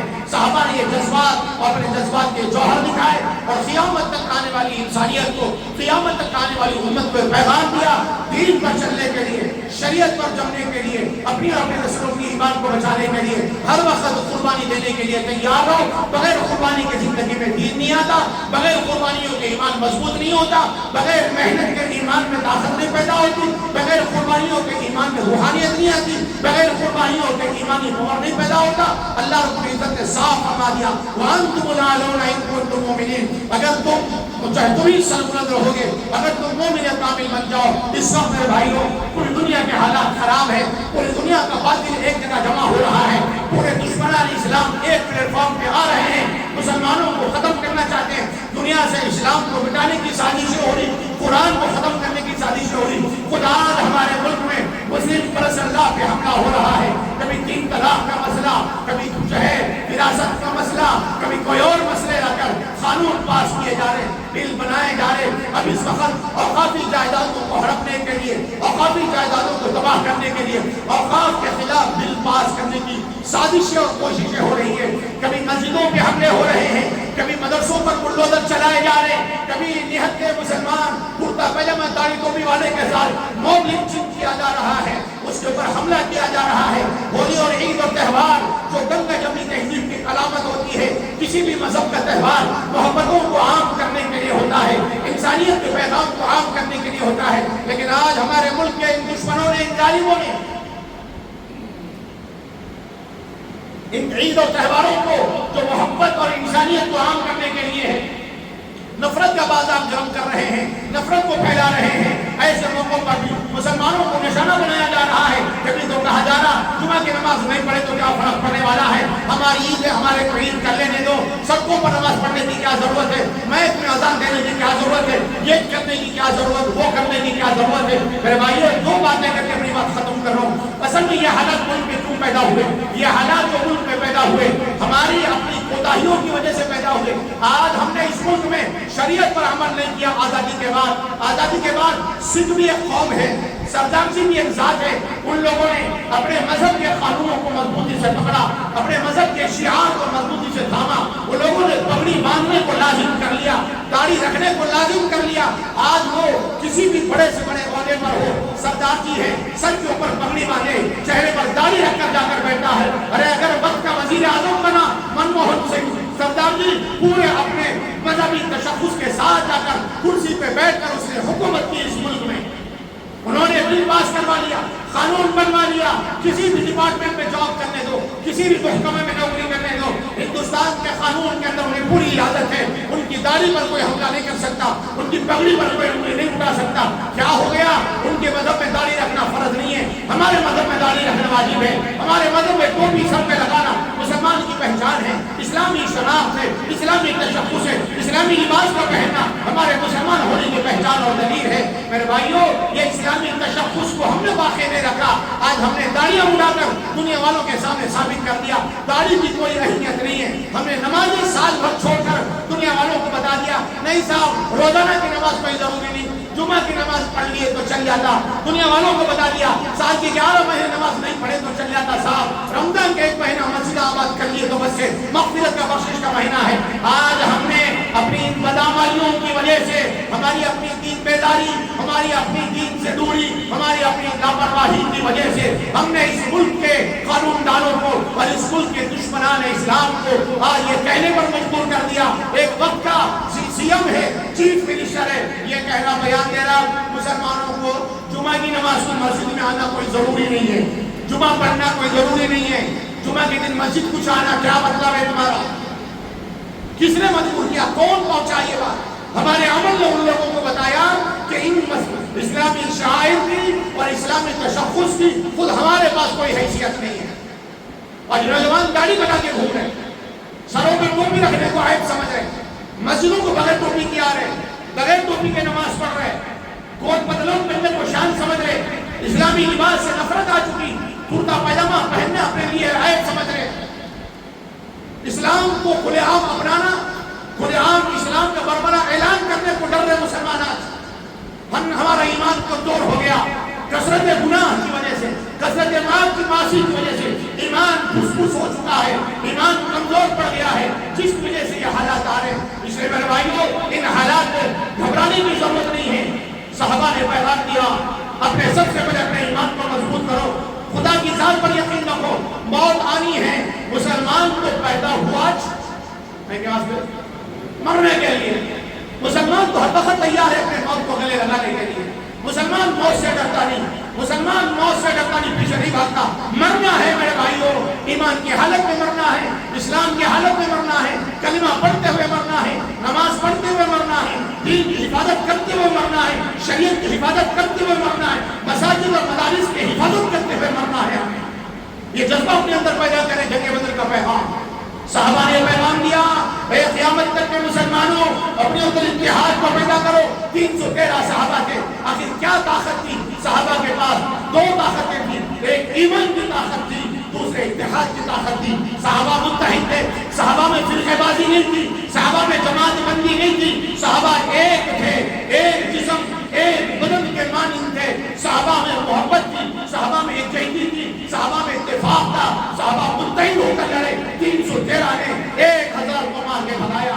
آج مسلمان 20 کروڑ 25 کروڑ مسلمان ہیں, آپس میں بٹے ہوئے ہیں, بکھرے ہوئے ہیں. ایک مسلمان دوسرے مسلمان کو سلام کرنے کو تیار نہیں, ایک کے ساتھ کھڑے ہو کر شانہ سے شانہ ملا کر بات کرنے کو تیار نہیں ہے, دین اور اسلام کے بارے میں بیٹھ کر سوچنے کو تیار نہیں ہے. چھوٹی چھوٹی باتوں پر لڑائی, چھوٹی چھوٹی باتوں پر تفرقہ بازی, فرقہ بندی, جھگڑے, خاندانی جھگڑے, ذات برادری کے جھگڑے, چھوٹی چھوٹی باتوں پر مسائل کھڑے کر کے اپنے ایمان کو, اپنے آپ کو کمزور کر رہے. میرے بھائیوں, ایمان کو بھی مضبوط کرنا ہے. اپنے ایمان کو مضبوط کرنے کے لیے مسجدوں سے تعلق کو جوڑنا, اللہ کے گھر سے محبت پیدا کرنا, اذان کی آواز پر دوڑ کے اللہ کا گھر کو آنا, اللہ کے سامنے سجدہ کرنا, ایمان مضبوط ہوگا. شانہ بشانہ مسلمان ایک دوسرے کے ساتھ کھڑے ہو کر صفوں میں صف بنا کر باجماعت نماز پڑھنا, اتحاد پیدا ہوتا ہے, اتفاق آتا ہے, دلوں میں محبتیں پیدا ہوتی ہے. ایک دوسرے سے ہمدردی پیدا کرنا, ایک دوسرے کے ساتھ خیر خواہی کرنا, بھلائی کرنا, ایک دوسرے کی ضرورتوں کو پورا کرنا. رمضان کا مہینہ ہے, خیر خواہی کا مہینہ ہے, اپنی زکات نکالو, اپنے صدقے نکالو, خیرات دو, اللہ کے دیے ہوئے مال میں رشتہ داروں کا حق ہے ان کو بھی دو, غریبوں کا حق ہے ان کو بھی دو, مدرسوں کا حق ہے مدرسوں کو بھی دو, مسجدوں کا حق ہے مسجدوں کو بھی دو, مسجد کے امام اور مؤذن کا حق ہے ان کی بھی خدمت کرو, ان کی ضرورتوں کو پوری کرو. ہر ایک دوسرے کی ضرورتوں کو پوری کرنے کا جذبہ پیدا کرو, محبتیں بھی بڑھیں گی, اتفاق بھی آئے گا, اتحاد بھی آئے گا. یہ رمضان کا مہینہ اتحاد کا پیغام دے رہا ہے. ایک دسترخوان بچھا کر بیٹھو, کبھی اپنے گھر والوں کے ساتھ بیٹھو, کبھی دوستوں کے ساتھ بیٹھو, کبھی اپنے محلے کی مسجد میں بھی آؤ, افطاری لے کر آ کر محلے والوں کے ساتھ دسترخوان بچھا کر افطار میں بیٹھو. دیکھو پھر کیسی محبتیں بڑھتی ہیں. کانے سے کانا ملا کے نماز پڑھو. جمعہ کے دن وقت سے پہلے مسجدوں کو آؤ, وقت سے پہلے مسجدوں کو آؤ, جمعہ کے اندر ہونے والے بیانات کو سنو. اس سے ایمان کو ایک جلا ملتی, ایمان کو طاقت ملتی, روح کی پرورش ہوتی, دلوں میں جذبہ پیدا ہوتا, دین پر چلنے کا ایک عادت پیدا ہوتی. جمعہ کے دن جلدی آیا کرو, اور جمعہ کے بعد مسجدوں سے سب مل کے ایک ساتھ نکلا کرو. پوچھو حضرت مولانا بیٹھے ہوئے, مفتیان کرام یہاں بیٹھے ہوئے, جمعہ کی نماز کیوں فرض ہوئی, جمعہ کی نماز کی وجوبیت کا حکم کیوں آیا, اس کا کیا مقصد اور منشا ہے؟ اس کا منشا اور مقصد یہ ہے مسلمانوں کی اجتماعیت غیروں تک معلوم ہونا. جب مسلمان مسجد سے ایک یہ منشا ہے. ادھر امام صاحب سلام پھیرتے ہیں, چپل ہاتھ میں پکڑا کہ مسجد کے باہر ایک ایک کر کے نکل جاتے ہیں. یہ نہیں میرے بھائی اسلام کا طریقہ نہیں ہے. پورے مسلمان نماز کے بعد مسجد میں رکنا, اطمینان سے سنتیں ادا کرنا اور ایک ساتھ نکل کے جانا. عیدین کی نماز کو عیدگاہ جانے کا حکم ہے. عید کی نماز کو ایک راستے سے جاؤ, دوسرے راستے سے واپس آؤ, متحد ہو کر جاؤ, متحد ہو کے ایک ساتھ واپس لوٹو, تاکہ دشمنان کو بھی معلوم ہو جائے مسلمانوں میں کتنا اتحاد اور اتفاق ہے.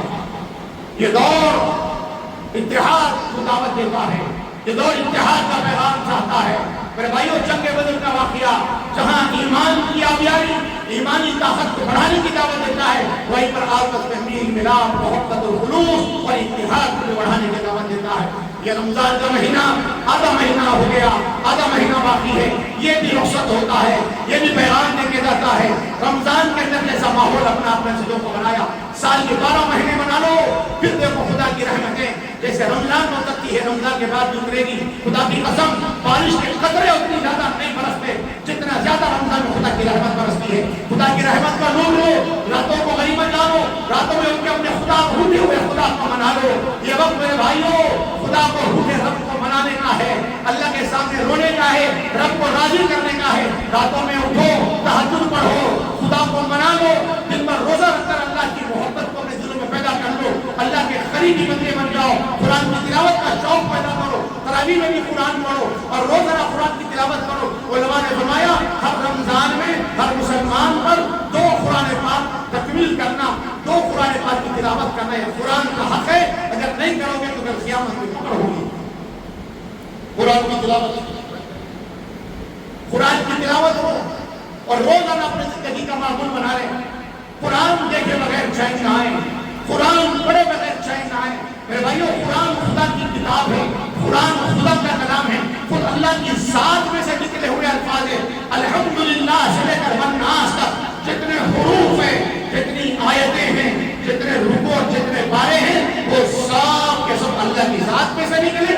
اللہ رب العزت خود اپنی زبان مبارک سے پڑھ کر حضرت جبرائیل کو سنایا.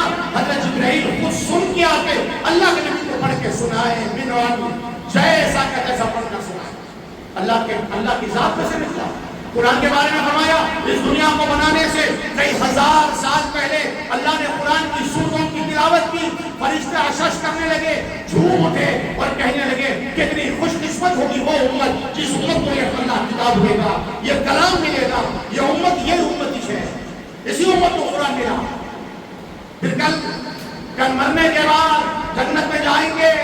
جنت میں جب ساری نعمتیں پوری ہو جائیں گی, ہر جمعرات کو بازار لگے گا, اللہ اپنے بندوں کو ایک جگہ بازار میں بلائیں گے, خدا اپنا دیدار کرائیں گے اور ساتھ میں اللہ رب العزت جنتیوں کو سورہ رحمان پڑھ کر سنائیں گے. معمولی کتاب نہیں پڑھ رہے, ایک ایک لفظ میں خدا کا نور چھپا ہوا ہے, نبی کی عظمت چھپی ہوئی ہے, صحابہ کی قربانیاں چھپی ہوئی ہے.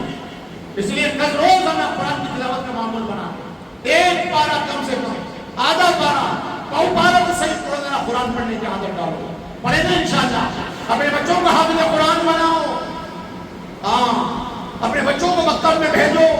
بچوں کا ناظرہ قرآن تجوید کے ساتھ پورا ہونا, بچے اتنا روانی کے ساتھ قرآن پڑھنے کے قابل ہو جانا اور تلاوت کا ایسا شوق آ جانا, موت تک بچے قرآن کی تلاوت سے دور نہیں رہنا. اور اپنے گھر کے ایک بچے کو حافظ قرآن بنائیں گے انشاءاللہ. اسی کے ساتھ ساتھ میرے بھائی قرآن کی تعلیمات پر عمل کی بھی فکر کرنا. قرآن نے پوری زندگی گزارنے کا طریقہ بتا دیا, سکھا دیا. قرآن نے ہر بے حیائی کے کام سے روکا, ہر برائی سے روکا. برائی اور بے حیائی کے کاموں سے اپنے آپ کو روکو. ہر وہ کام جو غیروں کا ہے, غیروں کی نقل کریں گے, ایمان کمزور ہو جائے گا. آج غیروں نے ہمارے جسموں سے لباس کو اتروا دیا, انگریزی لباس ہم نے پہنا, انگریزوں کے اثرات دلوں کے اندر پیدا ہوئے, سروں سے ٹوپیوں کو اتروایا, سروں کے اوپر ناچنے گانے والوں کے جیسے بال رکھوا دیے.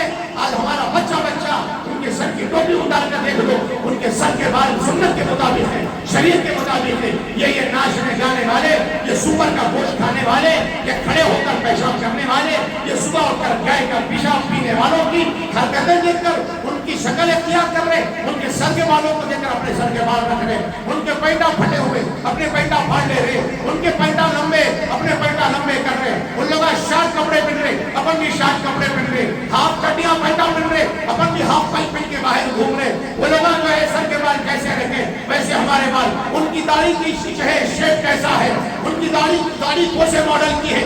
ارے نبی کی داڑھی پسند نہیں ہے، نبی کی داڑھی پسند نہیں ہے، نبی کے دشمنوں کی داڑھی پسند ہے۔ اگر داڑھی رکھ رہے تھے تو چھوٹی چھوٹی داڑھی رکھ رہے، کبھی ادھر سے کٹا رہے کبھی ادھر سے کٹا رہے، داڑھی پر ڈیزائن بنا رہے، سروں پہ ڈیزائن بنا رہے، یہ حرام کام کر رہے میرے بھائیوں۔ 24 گھنٹے کا اپنا لکھا جا رہا ہے۔ ان سے بچو، اپنی شادی بیاہ، اپنے گھر کے سارے تقریبات، اپنے سارے فنکشن اسلام کے دائرے میں رہ کر کرو، قرآن کی تعلیمات کے مطابق، رسول کریم صلی اللہ علیہ وسلم کی سنتوں کے سانچے میں ڈھل کر اپنے ہر خوشی ہر غم کے کام کو کر لو۔ اللہ دنیا میں برکتیں اور رحمتیں دے گا، سرخروئی اور سربلندی عطا کرے گا، مرنے کے بعد انشاءاللہ سربلند رہو گے اور اللہ کے نبی کی شفاعت ملے گی۔ نبی اپنا نبی ہمارا ہاتھ اپنے دست مبارک سے ہمارا گریبان ہمارا ہاتھ پکڑ کر انشاءاللہ جنت میں داخل کریں گے۔ اگر نہیں دنیا میں نبی کی سنتوں کا مذاق اڑائے، نبی کی سنتوں کو چھوڑے اور دنیا کے لوگوں کے طریقوں پہ چلے، ہماری شادی غیروں کے طریقوں پر، ہمارا ولیمہ غیروں کے طریقوں پر، بچے کی پیدائش کے بعد کی رسمیں غیروں کے طریقوں پر، نام رکھنے کا طریقہ غیروں کا، بچوں کی جو ہے تقریبات غیروں کی، بچہ پیدا ہوا فنکشن منا رہے وہ بھی غیروں کا، ہر سال اپنی زندگی کا برتھ ڈے منا رہے، ہر سال اپنی زندگی کا پیدائش دن منا رہے۔ میرے بھائیوں یہ اسلام کی دین نہیں ہے، یہ کرسچنوں کا طریقہ ہے، یہود و نصارہ کا طریقہ ہے، دشمنان اسلام کا طریقہ ہے۔